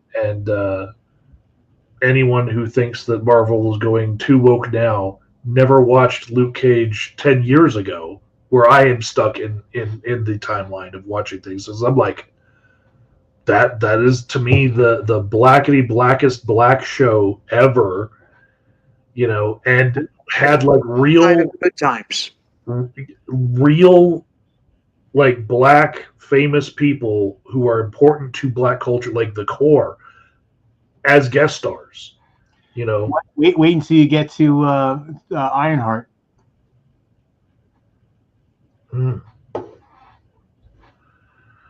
That's 10 years of watching away for me. Yeah, you gotta start watching faster, Mike. But what I didn't like about Ironheart? What's that? They made her a criminal at the beginning. And it's like, so you have, a young black girl who is stepping into the mantle of basically of Iron Man. Mm-hmm. Granted, Tony Stark was a dick, right? So, my issue is actually minimized by the fact that Tony Stark was a dick when he stepped into the suit. But they step her into the suit with a record, basically being a criminal. It's like you're having this young black girl with her own show, and you're starting it off like that. See, the funny thing is, like, and I agree with you, and that's something that bothered me too. But I'm also like thinking, like how I also saw there was the unfairness of the system, because like she built that suit, so, and it was all money that was granted to her, not the school. So by rights, in my mind, that was her suit. I get it, but then she hooked up with a gang, though. True. And it was just like, come on, really? Come on. Yeah. But I mean, again, like I said, Tony Stark was a douchebag when he stepped into the suit. I mean, yeah, after the cave, he was a douchebag when he stepped into the suit. He only cared about himself, like Cap told him, right? You're not one to throw yourself on the grenade. But that became part of his arc. Yeah. So that's how I made peace with for Ironheart was. That's just part of her. Right. Let her grow. Yeah. And that's one thing I was surprised. I mean, that was, and as of course, all the haters are out there. Oh, it's so woke, because there's some clearly, queer characters and all that. And there was very few white people on the show, quite frankly. But I was like, yeah, you complain all you want, fuck you, It's hilarious to me when you see you see a show that's predominantly black characters or predominantly Hispanic characters or whatever, predominantly queer characters, and the fucking MAGA types, they lose their shit. Like, interesting. You don't find it strange when all the characters are white and Christian. That doesn't bother you, and you think that black and brown people are crazy for getting upset about the lack of representation, and then in those like minuscule numbers of times where white people are not centered, you lose your shit.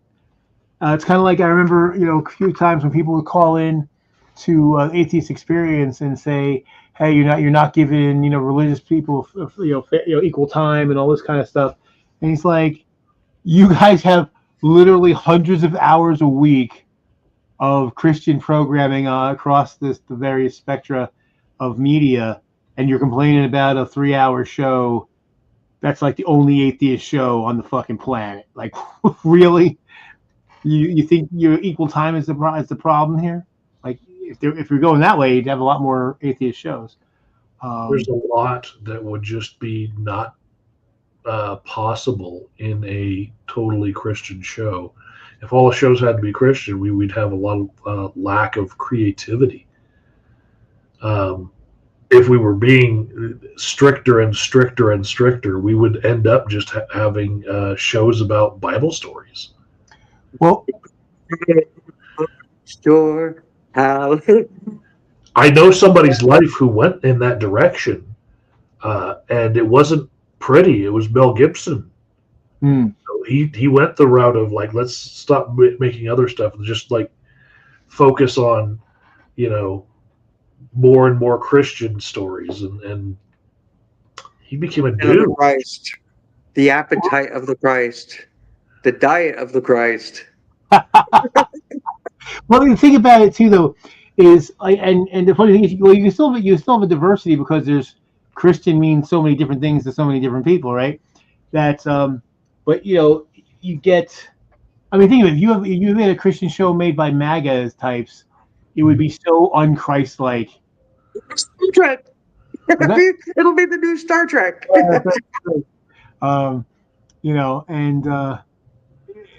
But again, it's why there's and you see, and then there's how many, I don't know how many shows, how many movies where the Christians are the downtrodden people in the show in the United States. I'm like, you gotta be fucking kidding me, dude. You're the majority, you control the courts, you control all the levels of power, but somehow you're beset upon, and it really, and it's something, I don't know if you know Chris Mowdy. He's been he changed his channel. The focus now is about scientific racism and what a toxic impact it had on society, because basically you had these guys that were racist who, as racism was becoming less and less palatable, they were coming up with ways to justify it, and they wanted to do it under the haze of science, and somehow, well, we're not racist, this is just science, we're just being realistic, this is what the science says. And one of the things I actually messaged him the other day about, I want to come next time he has me on, I want to talk about white entitlement and the impact it has on all these things, because that's what it really is. The idea that, like, if we, it's not enough to have most of everything, right? If there's anything that's not white centered, the bigots get angry about it. Like, why does this even exist? Because there's people that aren't like you, but they don't like them. I go to school with a lot of very leftist thinking, liberatory thinking people in a PhD program, and they would tell you that science itself is very colonial and Eurocentric, and just the system of ontology that it has in that it's trying to go seek out truth in the rest of the world and bring it back to a library behind a paywall, and so much of science has been a researcher through their own lens going and observing a tribe for a little while, then coming back and reporting the results through their own perspective, and sometimes taking the credit for the knowledge that was indigenous. Right. And so if they heard you, they'd be like, yeah, these people are starting one step too far. They should rewind and go, like, actually, the science itself comes from a Eurocentric perspective that kind of tries to negate the forms of knowledge that came from indigenous people all over the planet. Oh, absolutely. I mean, you think about Neil deGrasse Tyson. It was a great segment from Star Talk. He said, just imagine what science would look like today if the scientists from the 1800s and early 1900s were black racists instead of white racists. And he just starts going down the line of how if African culture or an African American culture were dominant, how they would perceive Europeans and white Americans, and how they interact and how they do things, and how it would be as bad. But of course, that's not what happened. It happened the other way. So yeah, I agree with them. I think it was. Here's the thing. I guess I'll say this way. Science itself, the notion of science and how you process data and all that is neutral. However, it's never ever done without a human being involved, so it's never free from the bias of the human being that's doing the work. So the problem with the idea of neutral is that usually almost all the time, whenever the idea of neutral comes up, it's normalizing the white perspective and calling it neutral because of the bias of the white establishment. So I'm saying the reason why it is what they're saying, and I agree with them, is it's because it's not the process, it's the bias that's built in by the society. And you said about like the indigenous knowledge. You think about it, when colonists first arrived here, they almost starved to death because they were so far. Europeans were so far behind in agricultural methods compared to the indigenous people of the Americas. If it wasn't for the indigenous people, those colonies all would have starved. All of them would have starved because no one knew. They didn't know what the crops were. They didn't know how to plant. A lot of them were religious zealots, and a lot of them didn't even know how to farm. And even those that did, didn't know how to farm in places that weren't like where they were. And it was really, and that's one of the many sad ironies of the way the indigenous people were treated, is that basically colonialism would have failed if the indigenous people hadn't helped the colonists survive. And even you're talking about like the bias and about taking credit, and this is a sexist thing, not a racist thing. Okay, so James Watson just died like a few days ago. He gets all this credit for discovering the structure of DNA. Well, yeah, but mostly Rosalind. I forget her last name, but Rosalind. What the fuck was her last name? Did most of the work. He looked at her work, made a conclusion out of it, and then took credit for it. She did all the work, but because she was a woman, they weren't going to give her credit, and they basically stole the credit from her. Because again, the bias in the society, science didn't make that happen. Fucked up people did, because again, the society is biased. And I don't know how you can get around that, because people are biased, and as long as people are biased, you're gonna get that. Rosalind Franklin, she was in the Hank Green song. Yeah, she did all the X-ray crystallography. I took a class. I took a few classes in college that were history of science. And the first one we did investigate that, the whole Watson and what they accredit to Watson and Crick. That Rosalind Franklin did like 95% of the work, and they just and the worst of it is, not only did they take credit from her, they didn't even give her any credit at all. Like, at least if they included her, it would have been bad, but it would be like, okay, at least she got credit, but she didn't even get any credit. So it was like doubly bad, because it would have been bad enough to say, oh yeah, well, the three of us did it, which wasn't really true, but to give her any credit. And I'm subscribed to a few Black groups on Facebook that are about history, and basically pointing out all the accomplishments of Black people in the Americas, that have been totally glossed over, lost, hidden, lied about, and there's I think it was in Missouri, I forget exactly, somewhere in the Midwest, some set right wing Republican bumpkin was like, well, maybe that there's not a lot of Black history in America because Black people didn't accomplish anything. I'm like, oh, it's like, well, no, when you go out of your way to hide it or steal it or take credit for it or lie about it so that no one knows it happened, it will appear that way to you. But yeah, and again, I tie this to white entitlement. Everything has to be ours. We have to have the credit for everything, and so we can't acknowledge. That's why they took down the fucking Tuskegee Airmen statue a few days ago. Yeah. I mean, can you fucking believe that? It was put back because there was a hue and cry, but the fact that they even thought they could get away with that, it's like these guys had a major, accomplishment. I mean, now I guess it turns out it's not true that they never lost a bomber that they escorted, but their success rate is extremely high, higher than anybody else has success rate. And of course, why? Because the requirements for being a pilot when you were Black were so much tougher that only the best of the best of the best could make it.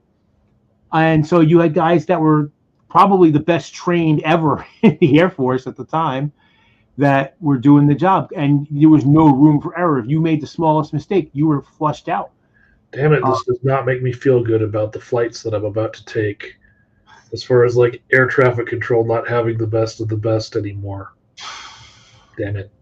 Yeah. Another name, Joe, is Vivian Thomas. He was the surgeon, the surgeon who was a lab assistant at the time, but apparently became a surgeon.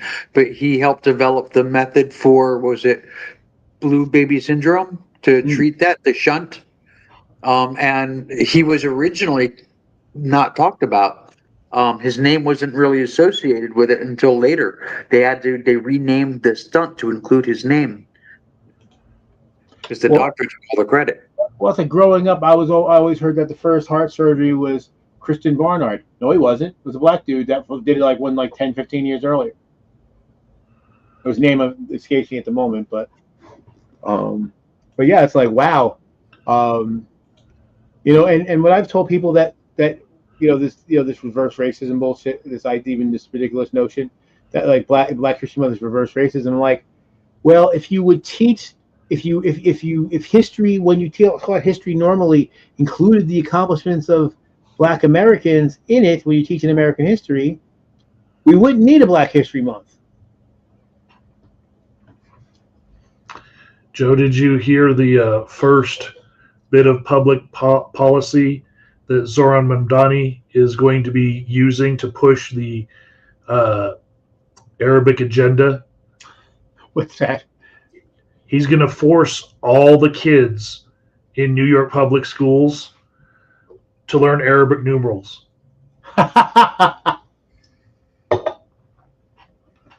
And I'm sure that upset some people.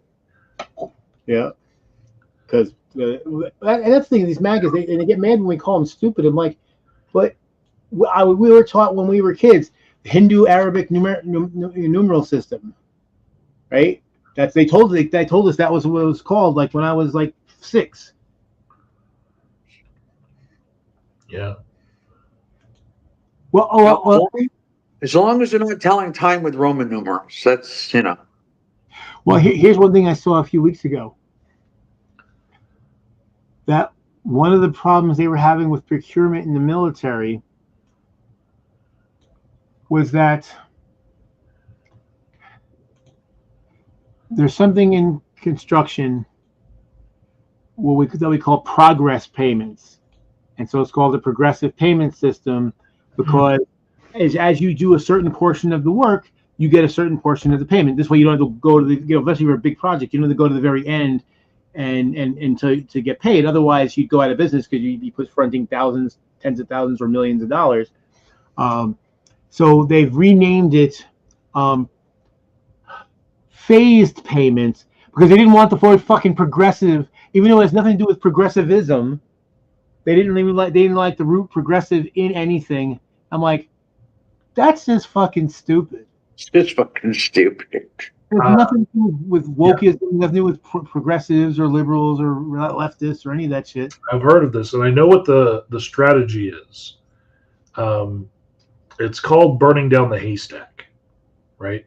You've got things that are progressive that you want to attack, but every time you try to Google through, or sorry, do a directory search through all of the files of something, you keep on coming across the word progressive, but it's used in a different way. Right. Well, change the thing that is the majority of the use of the word, so that the only time you see the word come up in the future, it can be attacked, because it's a needle in the haystack right now. So they're going to burn down the haystack. Yeah. I mean, it's just so ridiculous. I'm surprised that they're not attacking, the Progressive Insurance Company.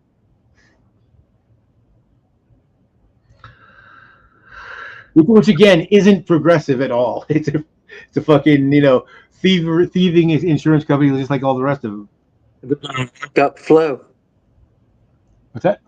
They're gonna lock up Flo. Oh yeah. I mean, it's mind-boggling. And again, Sure. that's the stuff I worry about. Trump will be gone eventually. As we said, there's three things that can happen. Whatever causes him to not be there eventually. We're dealing with a country where 40% of our population is monumentally fucking dumb. And I worried that they're getting dumber. I do see a good cross section of America in my practice, and what I'm thinking that I'm seeing is, what if long COVID has caused so many little tiny ischemic strokes in everyone's heads that like the general population is becoming dumber and easier to manipulate and trick into believing Trump's lies by just him gaslighting all the time and saying, "Oh, that thing that you thought you saw, you didn't see," and people are more pliable now. It only takes 3 or 4% of the population to swing the entire political field right now. Yeah. And if COVID left completely unchecked without any way of monitoring it at all left, and any public health organization like the CDC is gagged from speaking about anything like a pandemic, not just COVID, like any disease, and these things make people dumber over time, at least some people. All it takes is a couple percent of the people who get it to still be able to vote but not be able to think clearly, and that brain fog could really swing elections. Like, there's gerrymandering, but then there's just fucking people in the brain. Well, see, I'm wondering and hoping that since people who are dumb tend to be the ones to not get vaccinated, not to take heed of public health stuff, that they'll selectively be the ones that die off more than the rest of us. And so that Darwinian forces will weed them out so they don't get beyond a certain percentage. It will self-select for extinction. Yes.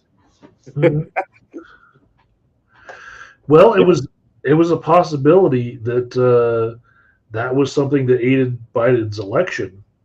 Is that initially the people who did not take good health advice were all from one political persuasion. And so a majority of the victims could have been them. But when it started to become more ubiquitous that everyone had gotten it, it looks like the electorate got a little bit dumber because they got a little bit more Trumpy. And it took a couple of years, but all of the mind fuckery seems to have been set in. I don't believe that the general public became more Trumpy. I believe that he was running against a black woman, and there are a lot of people on the left who, for all of their bluster and all of their talk, could not stand to see that happen. Yeah. Yeah, well, and I've told you before, like I remember discussing the 2020 election, where it's like, look, if you want to, people leftists that were unhappy that Biden became the nominee, and I'm like, well, Biden got to be the nominee because black people in South Carolina came out to vote in large numbers, and that put him over the top. That pushed him way ahead of Bernie. And I heard fucking, self-described progressives, self-described leftists say, well, the black people were stupid. What? Wait, Mr. Egalitarian Society? What did you fucking say? Oh my God. Yeah. Really? I mean, that's the shit they said. And I was aghast. I'm like, aren't you the one that's supposed to be the most egalitarian of all of us? That, the reason why we got to tear down the power structure because we're all the same and blah, blah, blah. But you didn't get your way, so we're stupid. And one person tried to tell me about voter suppression. I was like, don't you fucking dare. There's nobody more voter suppressed than black people in fucking South Carolina. So don't tell me that you couldn't get out to vote. If black people got out to vote in large numbers and you didn't, that was your fault.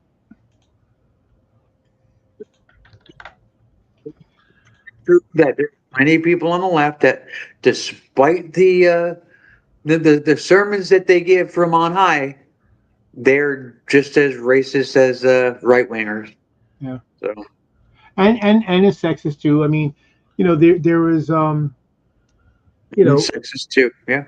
there's people we know who, self-described feminists who were found out to be creeping on, other women from YouTube, through PMs and stuff like that.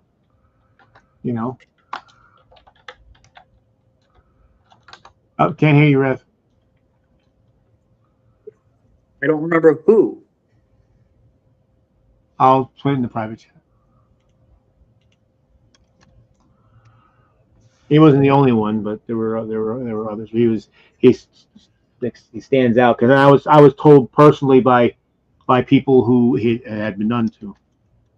Yeah, that's right. Yeah, him. That didn't surprise me at all, though,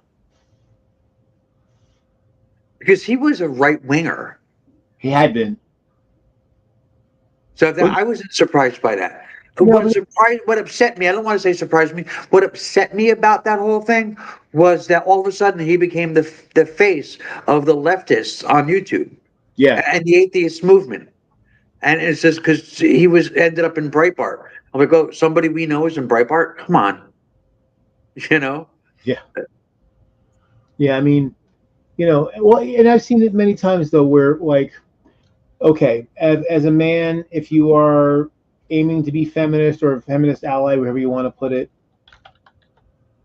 you shouldn't, and you see a woman having an argument with somebody, you can be supportive of her argument, but if you try to impose yourself into that argument, you're being sexist because you're basically doing, step back, I'll save you. That's the sexist maneuver. And you go out there and support her points and all that, but if you center yourself, then you are being sexist. And I've seen that many times by supposedly self-described feminist men. And like I said, for me, way I say it as far as am I a feminist or not, if you're a woman and you think I'm a feminist, then I am. If you're a woman and think I'm not a feminist, then I'm not. You judge for yourself. I can't self-label myself all I want, but it doesn't mean dick if it's people I'm supposedly be helping don't agree. That's why I don't know if you remember, Raven, back ages ago. This was on, I think it was on your Breakfast Club. Before Paul did it, was that when we used to do like the weekly thing where we have like a new topic each week, and the issue was that there was a trans person in class, and the professor said had a habit of saying "ladies and gentlemen," and this non-binary person said that's not cool, and it wasn't that even that bad. It wasn't bad that they pointed it out, but they made a scene of it. They made a really big deal about it. And a lot of us, had the idea that, well, your point's valid, but maybe you're leaning into it a little too hard.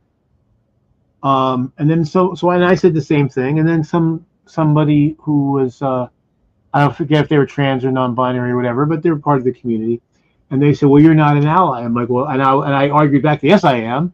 I'm like, you can't tell me I'm not an ally. And I thought about it, a few months later, and I was like, no, you know what? Alliances are mutual, right? And I can't just declare myself your ally if you don't agree. Do you like it or not? No, shut up and take my help. That's right. That's right. Ladies And yeah, and gentlemen.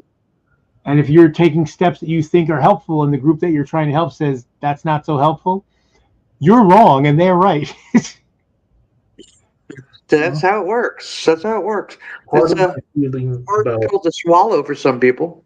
part of my feeling about whether or not I'm a feminist, like I believe in feminist theory, I understand it, but I can remember having an argument with certain people who believe that all babies are atheists here on YouTube, and Were they, making the argument myself that actually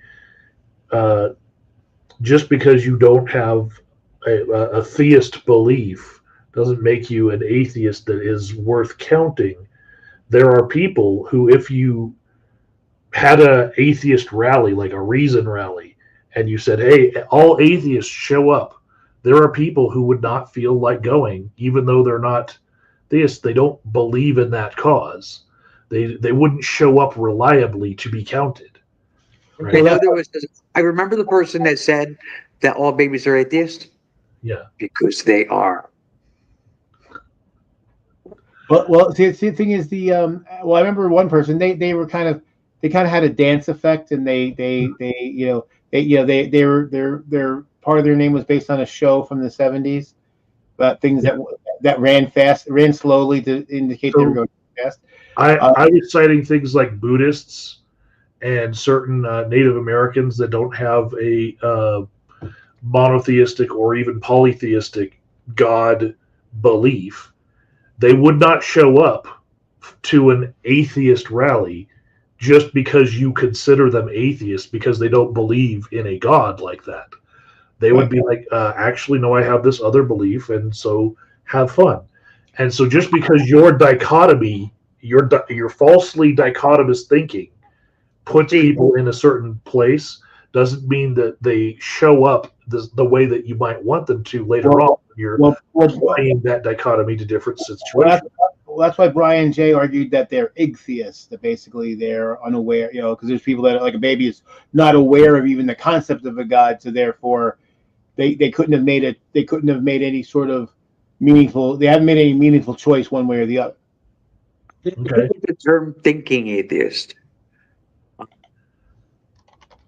Because, I mean, if being an atheist or atheism basically just means lacking a belief in a God, well, then babies are atheists. But they're not thinking atheists, so it doesn't matter. In that context, I actually said what she was talking about are movement atheists sometimes. Right. Part of the movement, right? And so, like, as a person who would normally say, yeah, I'm a feminist because I would think this way about these issues, am I showing up to feminist places to do feminist things? That's not my shtick. I support them. If I hear a candidate saying something that reminds me of something a feminist writer said, I'm probably going to vote for him. But am I going to show up every weekend looking for something to do to push the feminist movement forward? No. I don't believe the analogy holds. My life. I don't think it holds. I just don't believe that it holds. I mean, you don't have to go to feminist events and go out to fight for feminist causes to be a feminist. Neil deGrasse Tyson was asked if he was an atheist, and he said, "I'm a scientist. I do science." Who? Neil deGrasse Tyson. He was asked, "Are you an atheist?" I literally had a conversation with Neil deGrasse Tyson about this issue. Okay. And Neil deGrasse Tyson said that he's an atheist. he doesn't identify publicly as being an atheist because of the baggage that comes with that label in our society, and that he would just prefer to stick to being a scientist and a science communicator.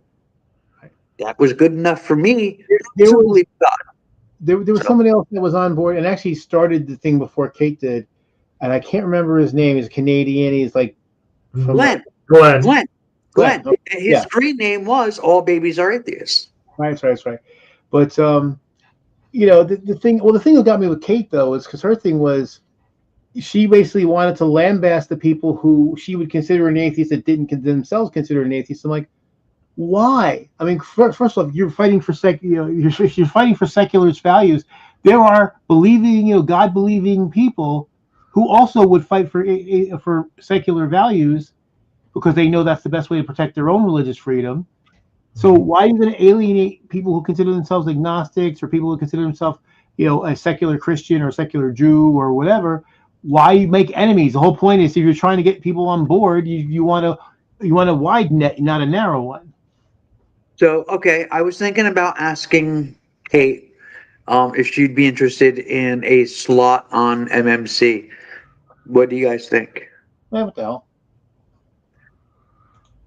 I figure it goes with the whole nostalgia thing. They could be like, remember? I, Hey, if I you draw, I think if there's a draw to it, go ahead. I mean, uh, She's queer. That was one of the reasons I was actually thinking. I mean, there was, of course, the nostalgia part, but also she is a queer content creator. Um, I don't know a whole lot of, believe it or not, I don't know a whole lot of queer content creators. I know almost zero trans content creators. I'm not big in the trans community. People don't know who I am.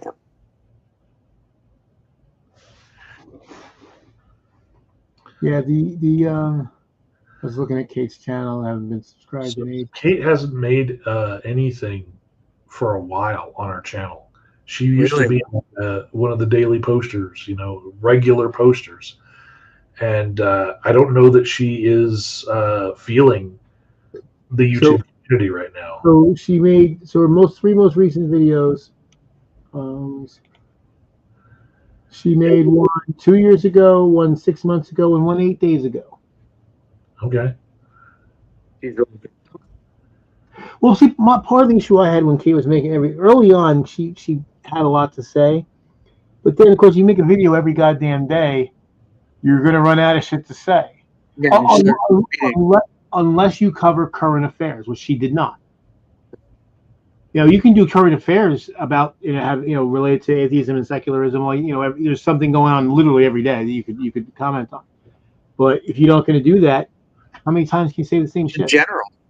If you're going to talk about current affairs in general, you're going to have something to talk about every day, and you can do it for years and years and years. I mean, Philip DeFranco, Right.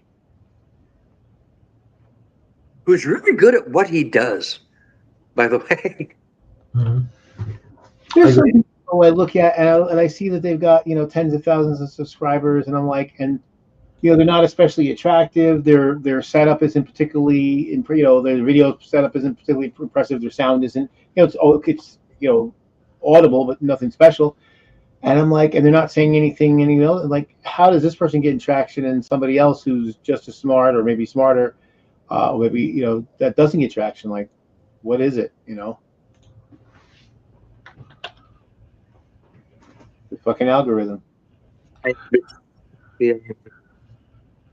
So, as someone who does also career counseling for people, especially in this shit economy where a lot of people were told, like, follow your dream and the money will follow, and then it doesn't, I gotta say that so many people tried the YouTube thing in order to have it become an income for them, and they just don't realize that it isn't that many people who can live off of YouTube. It's like winning the lottery, and the algorithm chooses who it chooses. Very talented people have been rejected by the algorithm before. Very untalented people have been picked up by the algorithm and carried. And it picks who it picks. It wasn't always that way, though.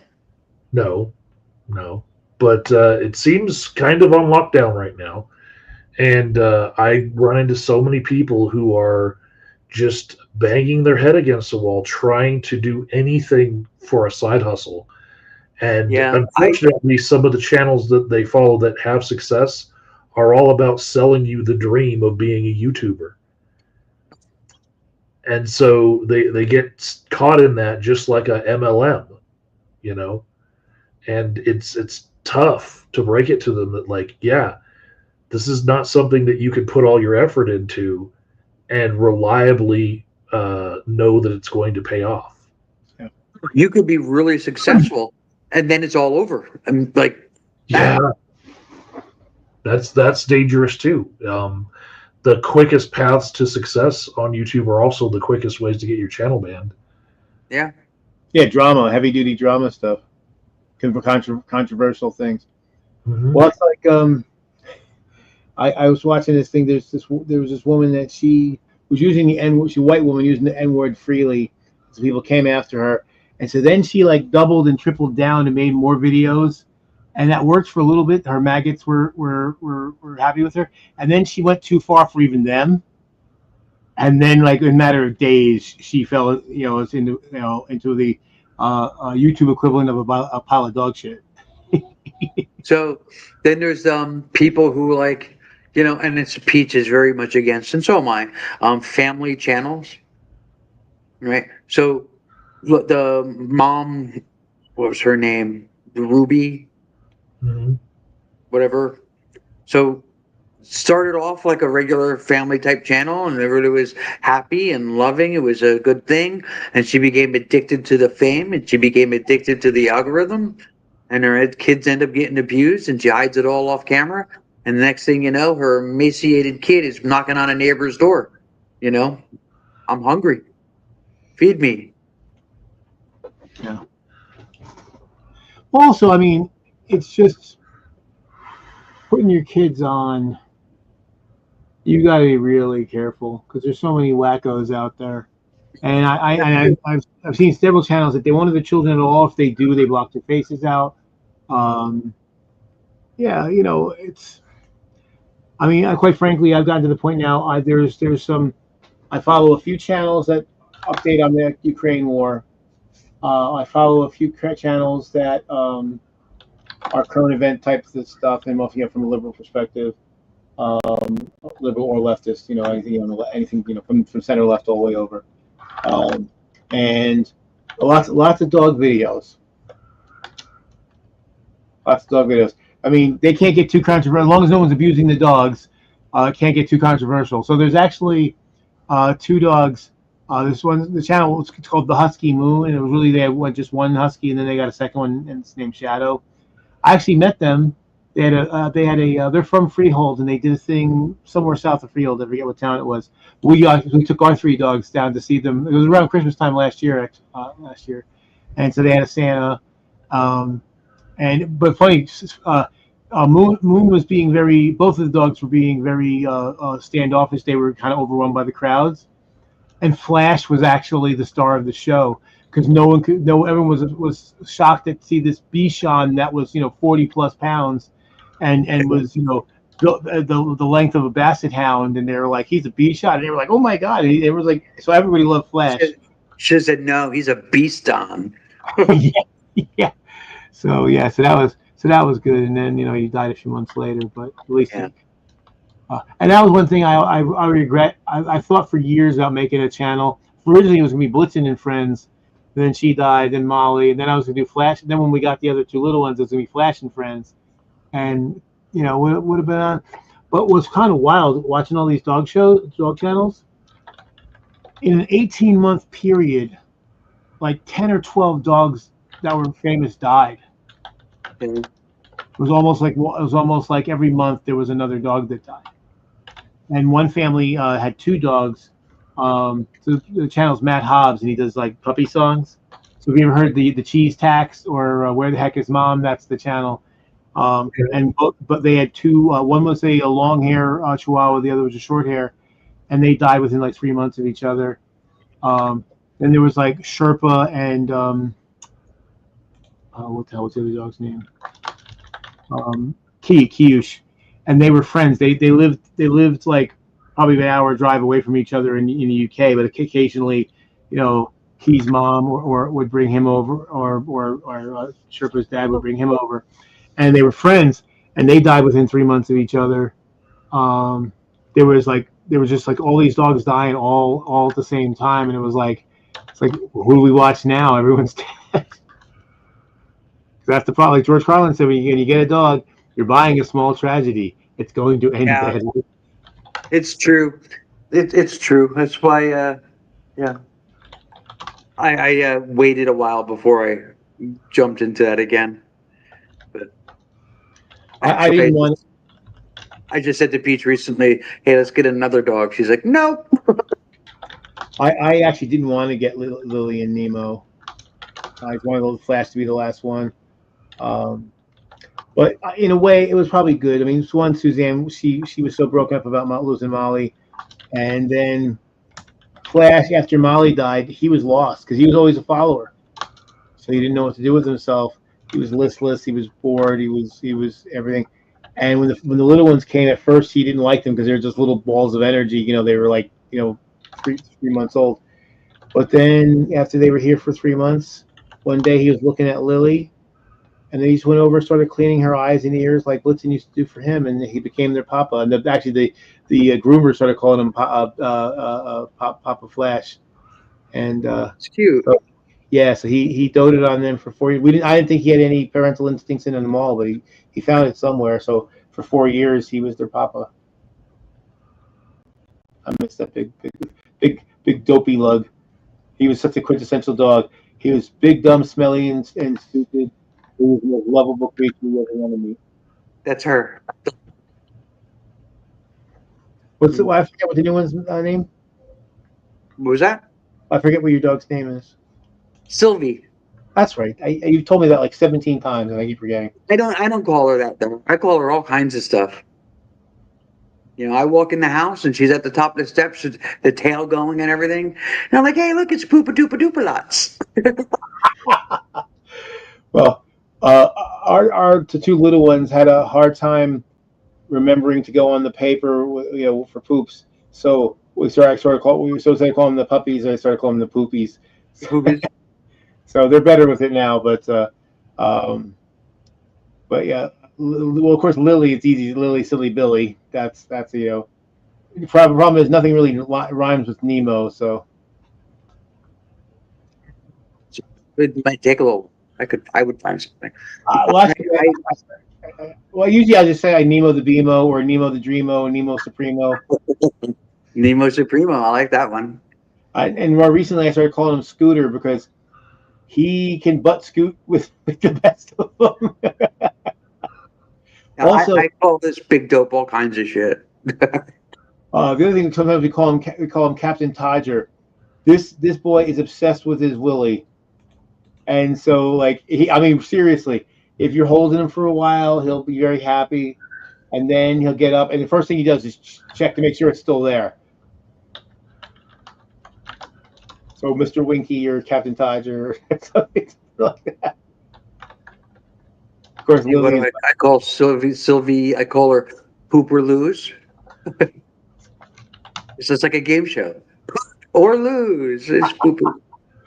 Lily sometimes is Miss Wagglebutt.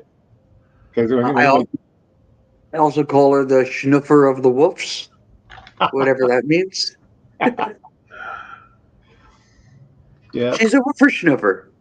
I think every dog that's been part of a family that actually cares about the dog, because obviously there's unfortunate times when that doesn't happen, has multiple names for their dogs, right?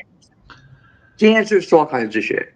If I actually call her, come here, all kinds of shit, she'll come. What's funny is Nemo, both of them love getting their walkies, right? Well, generally Suzanne's the one that does the walk. So Lily will come running to get her gear on so she can go walk. And Nemo, he'll come towards Suzanne and she reaches out and he runs away. And then he'll go forward. And this is like, the only thing is, if I'm home, if I say go see mommy, then he does. But otherwise, she has this So you chase him around the house to try to get him. Like Peach tries to put Sylvie outside, but I'm not home, and she won't go out. Really? Yeah, Peach is like, the dog doesn't like me. It's like I don't understand what it is. It's weird. Well, no, maybe it's the other way. Maybe she likes being around Peach and doesn't want to be outside when. She's looking at it wrong. Could Yeah. be.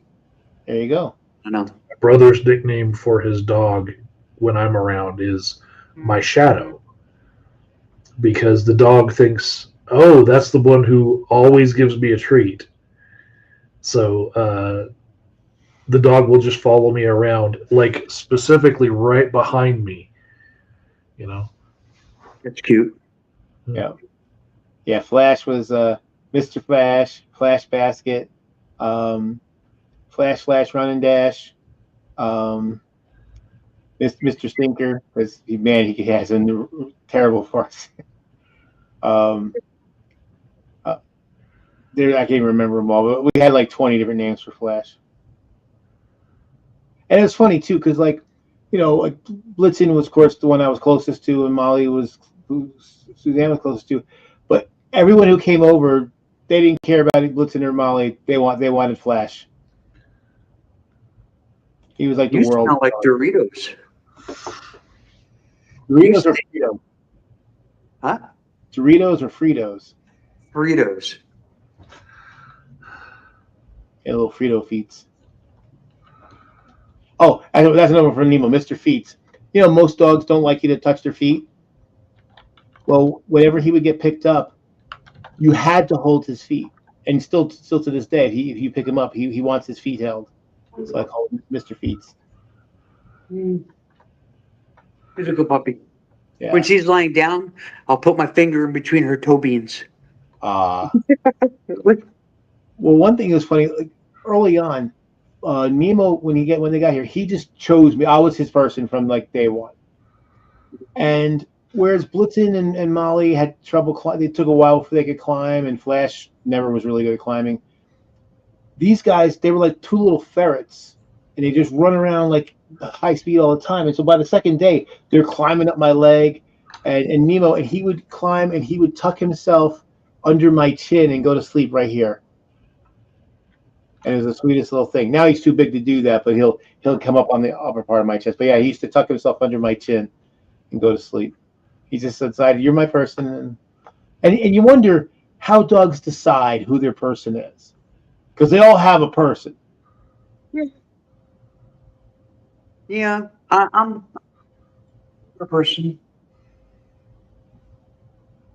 And it's when you're a dog's person, it's really, really cool. And when I'm around my brother's dog, his dog is a traitor. Oh, yeah? Yeah. That dog will become my shadow. Mm-hmm.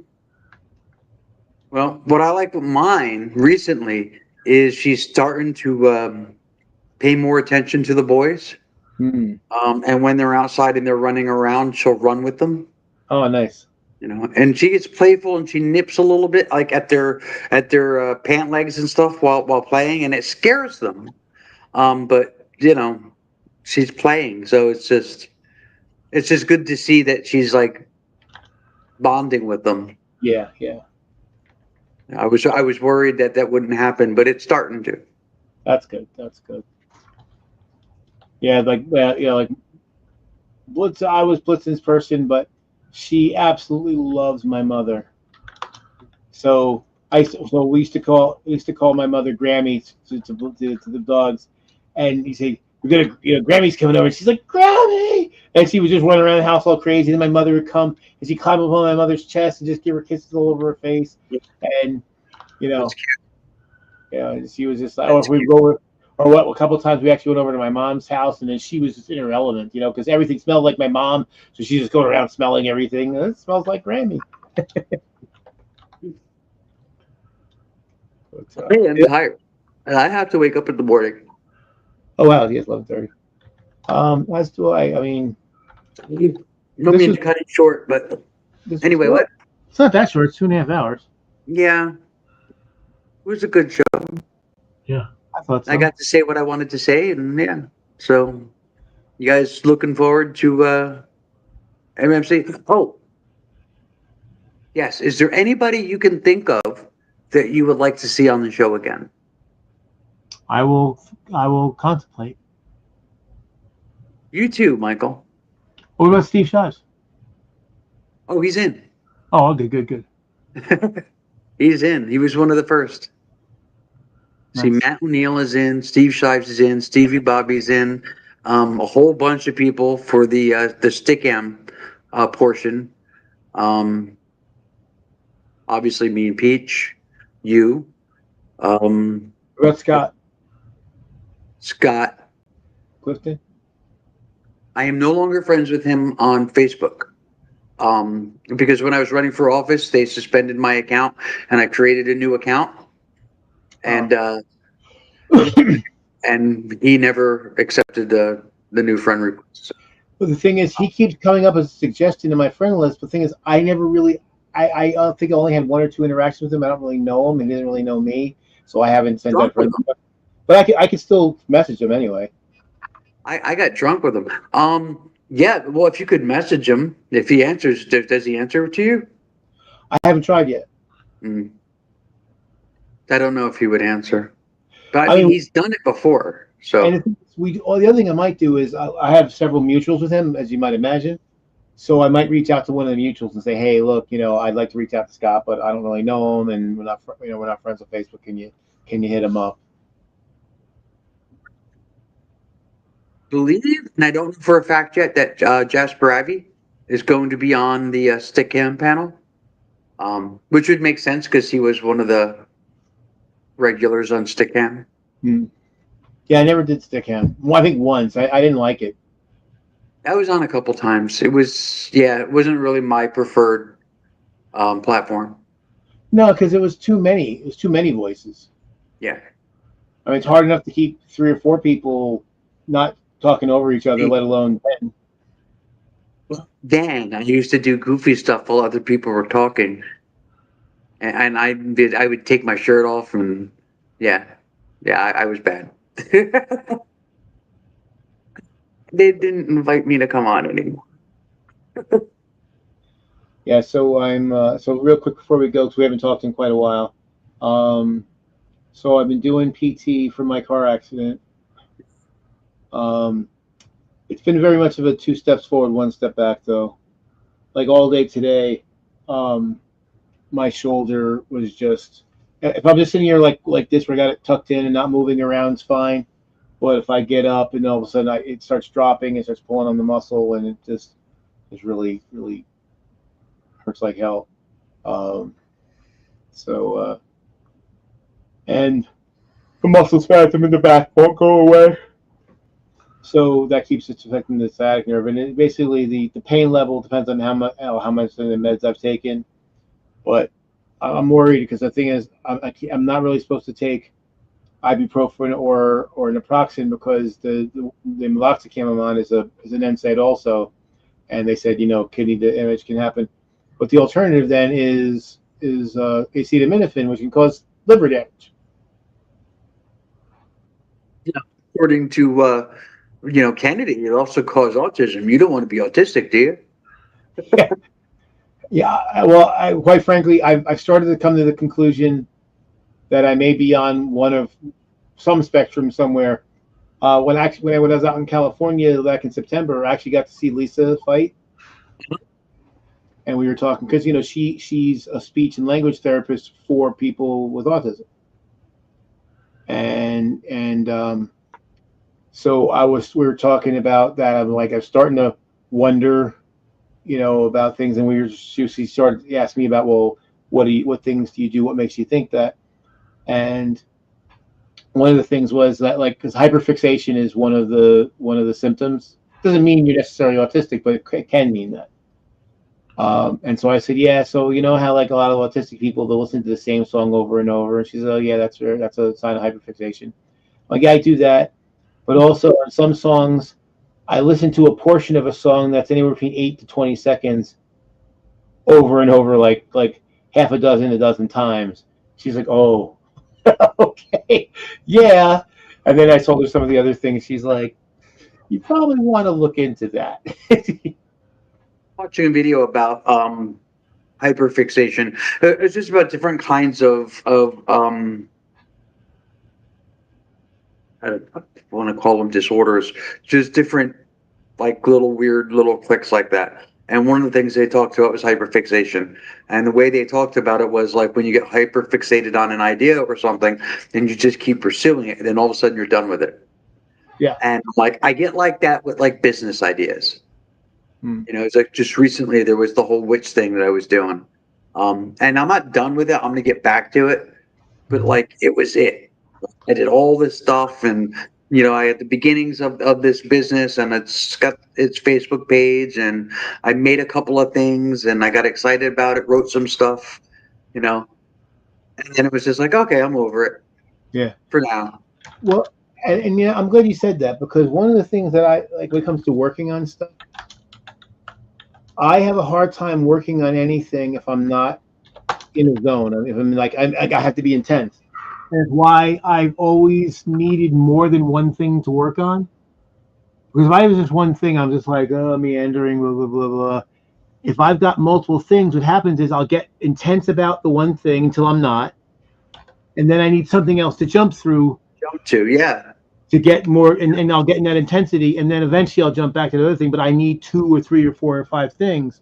The exception is if I'm working under a deadline, then I'm like, right on it. But yeah, so it's funny when people said, I've heard many times of people. We talk about multitasking, but people actually can't. I'm like, I don't believe that because like in high school, I used to simultaneously do my homework, play a computer game, listen to music, watch TV, and have a phone conversation all at the same time, and kept up with everything. So I think that's part of my problem. I think I need to have like different things that I can jump to. Um, Tiny Dinosaur and Peach both pick on me about the Chat GPT thing because I'll spend a lot of time just fighting with Chat GPT because it's got these ridiculous guardrails. Like you can't create an image of yourself. It's like, why? Yeah, that's crazy. Oh, because creating an image of a real person in a fantasy, way violates the terms of service. Why? That's crazy. Because it does. I can see if it's about somebody Why? else, you don't want you to steal somebody else's image. But if it's your image, yeah, If I had to trick it to make. Did you see the image? I wrote like a thing about meeting myself. yes, And it had the male and female version of me. It kind of looked like me. It wasn't a bad likeness. But yeah. I had to trick ChatGPT to do it. And it took hours and hours and hours of prompts and fighting with it and trying to twist it and trying to get around its safety protocols. Hmm. And it's just like, it's me. I don't understand why this is an issue. And it kept telling me, fair point, Raven. You're absolutely right. This one isn't on you. It's on me. And it's like, okay, well, now that we know that, can we get that? No. Well, another guardrail. I wanted to find out like this meloxicam. It works really well, but it only works for about 12 hours, and then the pain comes back really strong. Unless I take a bunch of other meds. Again, I'm worried about taking too much of the acetaminophen.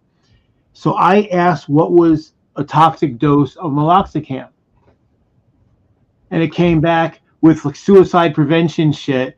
And I'm like, I'm not trying to kill myself, dumbass. I'm trying to find out so I don't fucking kill myself. Like, what can I take? Can I take more of this stuff so I don't fucking die, without dying? But the guardrails, cut me off. Did that to me because I threatened it.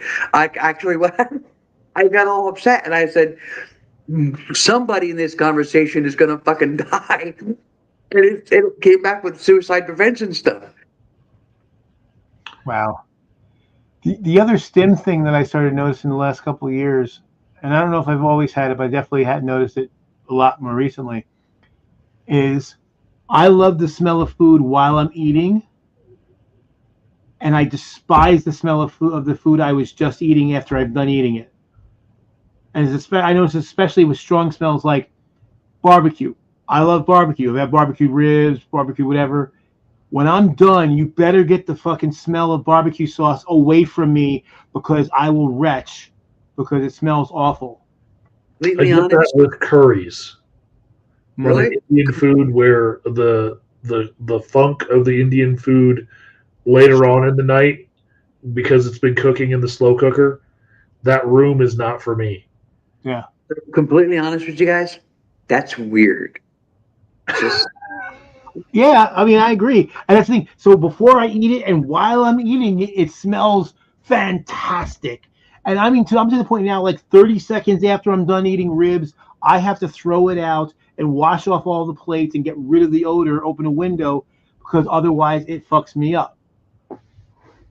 that is weird. I'm sorry. I'm So sorry. that's why I'm like, well, maybe I might be on multiple spectrum for this point. At this point, I don't fucking know. Multi-spectral. I'm multispectral at this point. I don't know what the fuck I'm doing, but and it's just like too, like, and I'm sure you see me post about it. You know, ASMR is supposed to make you soothing and all this stuff. ASMR causes discordance in my brain, and it makes me want to scratch my ears out with an awl, Me because too. I don't find that most of that stuff I do not find relaxing or pleasurable, or it's just and especially now like ridiculous. crunchy things, because now what they're doing is not just doing a thing where like, okay, I'm eating crunchy and the mic will pick it up. They're like putting the mic really near them so they pick up crunch. Like, oh my god, I can't watch fucking food videos anymore because of this fucking ASMR shit. And what's really funny is discordant sounds. I like. They sound You're a super. metal fan. You better. Yeah. Maybe that's why I like metal, right? But there's just one episode of Babylon 5 where there's a discordant piece, and it became part of the following season, like opening, that they inserted 15 seconds of that piece from the battle, and it's very discordant, like doom doom doom doom doom, doom. And I'm like, yeah, I can listen to this all day, you know. So yeah, so I'm all fucked up.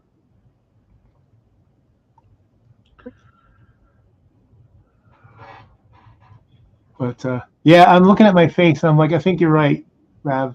I think even though the scale's not showing it, I think I've actually lost fat. Yeah, you're not all here.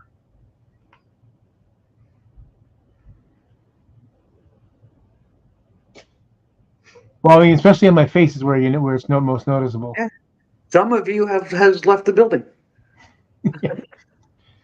Well, and I thought my peak weight was 600 pounds, but apparently Aaron reminded me that I had told him when I was around my peak that I was 620. And the last weigh-in I've had, even though the scale's not moving, was 414. And so and realistically, like I said, if I wasn't carrying like 12 pounds of water in my right leg, I'd probably be down to 400 now. So you think about that, I've lost almost around 220 pounds. Almost me. Yeah. We've lost you, Raven. And yeah, right. So I'm at these days tipping the scales at 236 pounds. And She's 100 pounds heavier than before I transitioned. Wow. I want to lose another 125. Get down to about 275. I think it's 275, and if my injuries are not bothering me anymore, where I can actually work out and do some more activity, and I don't want to get ripped, but at least get like toned, I'll be a fucking Adonis. Okay, at least my body, maybe not the face, but at least the body will look good. I love this. I got to get rid of this big belly here. Sucks. So I'm slightly more than Joe's target. I'm hovering around 300, and I'm actually in a program at the VA now, and basically we do little classes, and there's a club where we walk together, and I'm just with some other veterans, and we just kind of do healthy stuff. But I'm about to fuck all of that stuff up and go back home for Thanksgiving. Well, see, I said to go the opposite direction. well, this is why I'm a big promoter of Ozempic and Wegovy. I mean, I think Ozempic has literally saved my life. My A1C in a year, I went from 10.6 to 5.6, which is not even 5.6 is not even considered diabetic. I mean, I am still a diabetic because I have to take the medicine to keep it there. But otherwise, if I went to the doctor right now and they didn't know I was taking meds, you're like, you're not a diabetic. You're not even pre-diabetic. And until the accident, I was getting more activity. I was moving around more. I was starting to put on more tone. And all my blood numbers were looking good, except I got one thing that's out of whack. But everything else is looking good. My cholesterol is good. Because here's the thing: not only is it to prevent you from overeating, because like I said, at least for me, if I overeat, it makes me feel sick. But the other issue is when you don't have that much of an appetite, you're a lot more cautious about what you eat. Because you're like, well, I don't want to eat something that's going to be garbage because I want something I'm going to enjoy. And even when it comes to like if you do have a dessert or something like that, I won't even eat like cheap ass desserts. Like I was eating candy for a bit, like around Halloween we bought candy and I was depressed. But even there, I still wasn't putting any weight on because I couldn't. And even then, I'm like, oh, this stuff is so fucking sweet. It's so over sugar. And so then we were just making like pies and cakes and stuff like that. Stuff that's. He told me I should ask about Ozempic. Pete's told me I should ask about Ozempic next time I go to the doctor. Yeah, do it. I now, granted, I do know some people have had problems with it, but generally speaking, the occurrences of side effects are low. And what really gets me is that there are people on the internet that are angry that so many people are losing weight on GLP-1 drugs. Because, like, I guess we're not suffering enough, It's like, well, fuck you, You say it's bad I'm a bad person because I'm fat. So when I'm doing whatever I can to not be fat, and then now that's not good enough because I got to do it the right way. Like, fuck you. Yeah. They would complain about my weight and all kinds of stuff. But I'm going to tell you what my thoughts on that with an analogy, a parallel in real time. During the SNAP cutoff, when the government shutdown was happening, there was a lady on TikTok who was calling around with her crying baby in the background, calling churches, asking them I've heard about her. if they would provide her baby with some formula, right? And a lot of these churches, they said, we don't have anything like that we do. And she was just outing them for not being very Christ-like and feeding strangers and all that. But some of them would say, we only do that for members. Yeah. Right. And other online commentators broke down some of the responses she was getting, and did responses to the calls. And what came up from that is that these churches get really defensive, but also frustrated that people will call up like that because it threatens the hierarchy of the church and the way that they demand that you come to their church and be submissive and be part of the program before they help you, right? When people get on these weight loss drugs, there is a hierarchy of skinny privilege, right? And if there's a way for you to attain the privilege that they have without earning it, then they get all upset. But in fact, a lot of people didn't earn their skinny privilege. They're just naturally that way. Right. But people get all upset if they have skinny privilege and then they see a fat person be able to take a drug and get to the privilege that they have. Yeah. Wow. I was naturally skinny until recently. Like I put on this weight within the last few years. It was like 100 pounds. I mean, you guys, it's hard to see. I put on a lot of weight. I noticed it when you said the two people when you posted. I noticed it there. Like, wow, Raven's put on a bit of weight. But Yeah. Yeah. And that makes, and I get that, Mike. That does make sense. I guess I understand it, but it's so bizarre though. It's like, look, if you judge me for being fat, but then you judge me for trying to not be fat because it's not. And part of it, I think, is part of it's the privilege, but part of it also the idea is that they detest fat people so much that they want them to suffer. People that you're allowed to detest.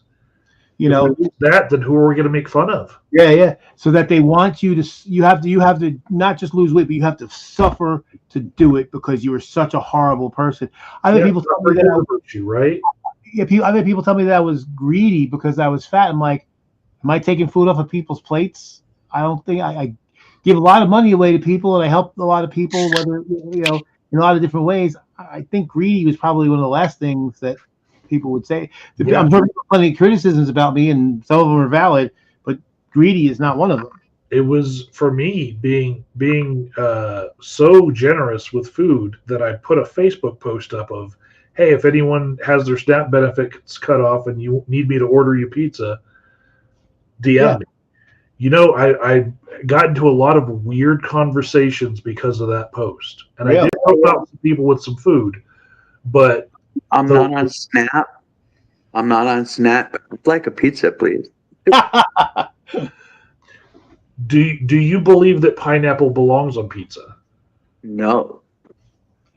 She's from New Jersey. She knows. Wait. Do I even know what pizza is if I haven't been to New Jersey before? Not really. No.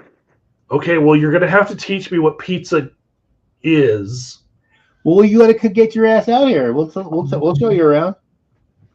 Yeah, but the strangest thing I did was a pro bono counseling session, just one-off session, so that I could write a ESA letter for someone, so they could get free pet rent, because the pet rent was like $50 a month, and I was like, okay, I can do that, and that's more than a pizza. That's like a pizza every month, But I can do that for you. It was a strange ask, but I used the power vested in me to write that letter and got their pet rent taken away. But a lot of neat conversations I had about food and stuff like that. I volunteer with food drives with the VFW too. Right. Standing there all fat as I am, they're like, aren't you a month or two early, Santa? Well, this is why, I love, taking people out for food or better yet, cooking food for them. Because, I've said before, I grew up in a house where the people were not, they cared, but they weren't emotionally available. So it was very kind of, closed environment, cold environment. So sharing, showing affection has always been difficult for me. But that's one of the ways I do it. And it's like, because it's easier, right? It's an easier way to show it without, people are generally accepting. If you say, oh, I'll cook you something, or I'll take you out for dinner or for lunch or whatever it is, they're way more likely to accept the help than, direct cash or something like that. So it's an easy way to just say, hey, I care, Well, in truth, I was just trying to collect someone's address so that I could send a lot more than the pizza. Because it's easier to get them to accept a pizza than it is, I'll send some groceries your way. Right. And I've done that. Yeah. To send somebody a grocery. And that's what's great. That's what I love about the grocery delivery thing. It's like, somebody who needs food. After whether they are a SNAP thing or other things happen and they're without a food, you just, hey, I can just, where's the closest? As a matter of fact, I can attest that your name is on the list of people who gave to my food drive that fed the Occupy protesters. Right, that's right. From way back in the day. Several years ago, Joe had $170. I think it was. No, actually, it was only 117. But I'm a smart shopper. Of groceries sent to my house. Yeah, it was after Sandy, and everything was gone spoiled. It was a tough it was a tough little while there. It was after the hurricane, and half of the town we lived in at the time was flooded, and yeah, yeah, Joe to the rescue. Because that's how I was raised. It's like if somebody needs help and you can help them, you help them. Obviously you don't do it to the point of ruining yourself, but certainly if it's reasonable and you can do it, do it. Especially Actually, we were impressed by how much there was for the amount of money that you spent. We were like, "Oh, he's good at this." yeah, it might have been 130, but yeah, well, that's the thing. Everything I bought was in season, so that brings the price down. Mm-hmm. And like I said, I've been doing the deliveries thing for a long time, so I do this thing we call my friend, well, actually my ex-friend that I told you about earlier, he developed he called it strategic shopping, and it's all about how you buy and what you buy, and how to make the most of your dollar and stretch your dollar. And that's the thing, like prepackaged stuff is really goddamn expensive. That's why when I've heard people make the argument that when poor people eat like fast food, that they're doing it because it's cheaper. Like, it's not. Fast food is fucking dreadfully expensive, and prepackaged food is dreadfully expensive. The problem is people don't always have the time to be able to cook it properly, or they don't have the know-how, or both. But but yeah, I mean, buying, there are some exceptions, but generally speaking, prepackaged stuff is like okay. I got a bag of Tostitos on my desk here. I was munching on. It's like $4 or $5 a bag. I could buy a package of Italian sausage and a couple pounds of spaghetti and feed your whole family for like $7. Yeah. As long I as just made gluten a pot allergies, of we're good. pasta. I just made a big pot of pasta with sausage actually 2 days ago. There's still leftovers in the fridge that I'm going to be munching on in a little bit. That's right. Does Jersey have anybody with gluten allergies? You can't. No, you're not allowed to live here. No, that doesn't happen here. It's illegal. You have to move somewhere else. Pretty much, Yeah. California usually. But the thing is that, even people on the left pick on California. that's right. I think it's the holier than thou part that kind of rubs people the wrong way. But yeah, or the other thing, like one of the things, and that's why also I get annoyed when people say that they can't cook. Not that they don't have time to cook. That's a different matter. If you're working a couple jobs, you may not have time to cook. But like, they can't cook. I'm like, look, get some when it's on sale, buy chicken quarters. You get like the thigh and the leg. You can either eat them together or chop them separately, whatever. You throw some seasoning. You can get some like the Italian seasoning, or you can get some salt and pepper and maybe a little garlic powder. You wrap it in foil. You stick it in the oven at 350 for 25 minutes. You got chicken that you can eat. Ta-da! Now you're a chef. Look out Gordon Ramsay. So like when I was a kid, I would like have to make spaghetti or ziti's or whatever, pasta and sauce and stuff for the family because my mom worked. So it was like every so often I was doing the cooking, and that's what it was. It was easy. It was something I could do at 13 years old, and it feed the whole family. So that was my experience in cooking up until Ozzy and I split, and I was on my own, in my 30s for the first time in my life on my own, completely on my own. And I like to eat. It's just become obvious these days, but I mean, I do like to eat. So if I'm going to eat, I can't eat out all the time. I figured I needed to learn how to cook. So I just remembered that I still have probably a rack of spices left that were from Joe. He gave me probably 10 times as much as what I still have left, but what I do have left are the exotic ones that he sent me. One's in a silver tin. Oh yeah. Yeah, that I'm like, what do I use that in? But well, just message me. I'll let you know. Yeah, he sent me a lot of Penzeys spices too, and I love that store now. Oh yeah, that's the thing. Basically, the only places I buy spices now are from Penzeys and my local Indian grocery and my local Asian grocery. That's it. Because there's some stuff that Penzies doesn't carry, but like, if I go, I can, like you go buy pepper, like an 8-ounce thing of peppercorns in the grocery store from McCormick's is like $11. Yeah, I can go to the Indian grocery and for like $7, I get a 2-pound bag, and it's fresh. And if you look at the date, it was on a bush in India like 2 weeks ago. Because basically the Indian grocery, Indian use a lot of spice, not all hot, but it's a lot of spice. So the turnover at the store is very high, whereas that stuff from McCormick's might have been sitting there for 2 years. Mm-hmm. But yeah, it's like this stuff was literally on some plant, a few weeks ago in India, and now it's in my hand. And then like for the Asian stuff, like if you're gonna cook like any like Chinese or Thai or something, there's some ingredients you just can't get at a Western grocery. But I'm spoiled for choice here. I've got two Indian groceries close. So I go down to Edison, which is like a half hour away. There's 13, literally. There's the one Asian grocery store near me, and if I go 6-7 miles, there's 2 more. So, and then like I said, everything else I buy at Penzies. So like if you ever had what's it called? Pad Ki Mao. It's basically a very wide noodle and with Thai basil and your meat of your choice and some onions and a few other vegetables and stir fry.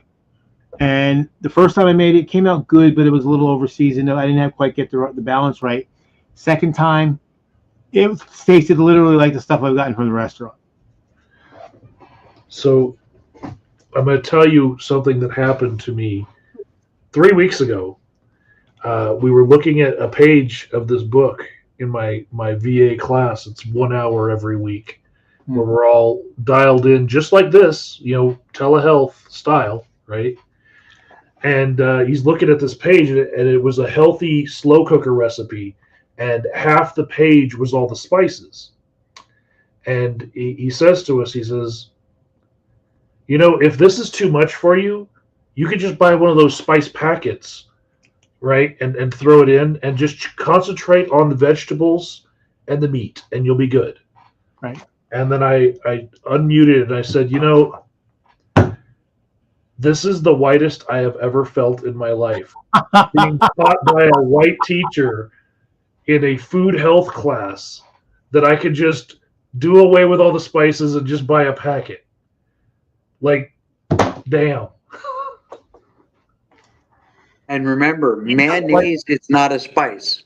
Yeah. Well, that's one thing I was watching. There's this guy Garen. He's an Irish folk singer. And he's got a YouTube channel and a Facebook channel. He's funny as hell, because he's very, he curses a lot, and he's just really just off the wall. Well, today I saw a video where he made coddle, and it's kind of a controversial thing because coddle is one of those dishes that got people through in rough times, and now people kind of look down on it because part of it involves like boiling sausages, among other things. And I was like, yeah, but you know what? I'm looking at this coddle, and I'm like, with a little loving care, this could actually be a good meal because if you actually brown the sausages, get some flavor on them, and throw in some sautéed onions and and maybe some leeks and all this kind of, because basically it's like onions, potatoes, and he said onions are a spice is what he's from Ireland. But you saute the onions, you brown the sausage, maybe throw in some leeks or some cabbage or something or both. And you got like a very healthy and fairly tasty meal, just with a little seasoning, maybe some garlic in there. I'm like, yeah, I really wouldn't take that much to turn this from peasant food into actually really good food. Speaking of Ireland, completely different direction, only because, do you remember Seamus? Not in My Name 2050? Yeah. Anybody know what happened to him? No. Do you? No.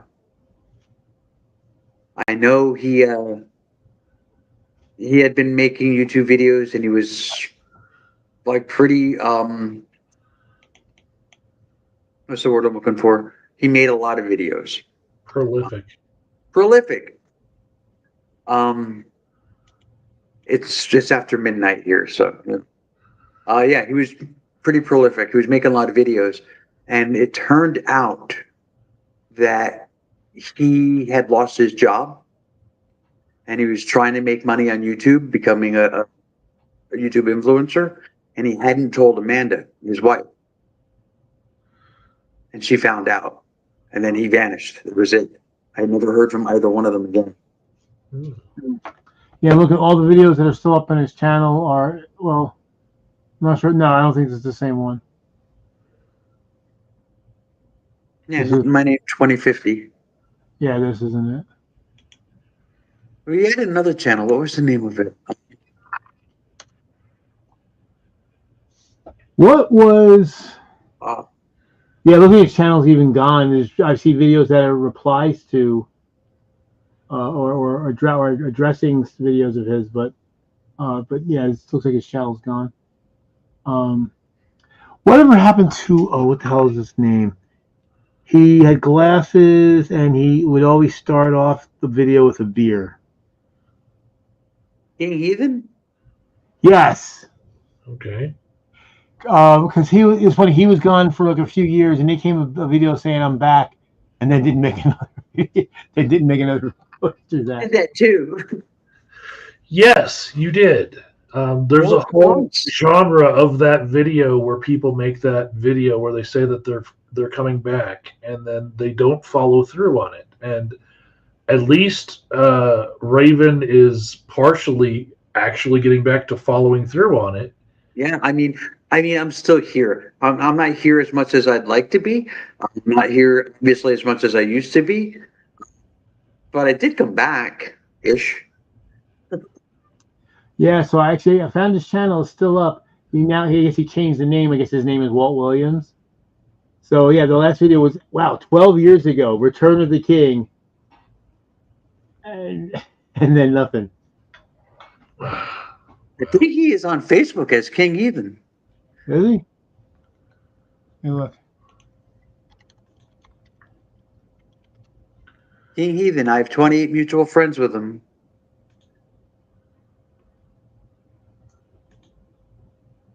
I see someone named King Hansen, but it's a black dude. That's obviously not the same guy. He's had no posts that I can see in 10 years. So he's friends with Peach and Michael Clifton and Dawn Star and Christine Black. And Zam and Attila Hunty and Christine and the other Christine and Michael. Yeah, we hung out online a bit a decade ago, but sometimes people go through phases of when they want to share themselves with us.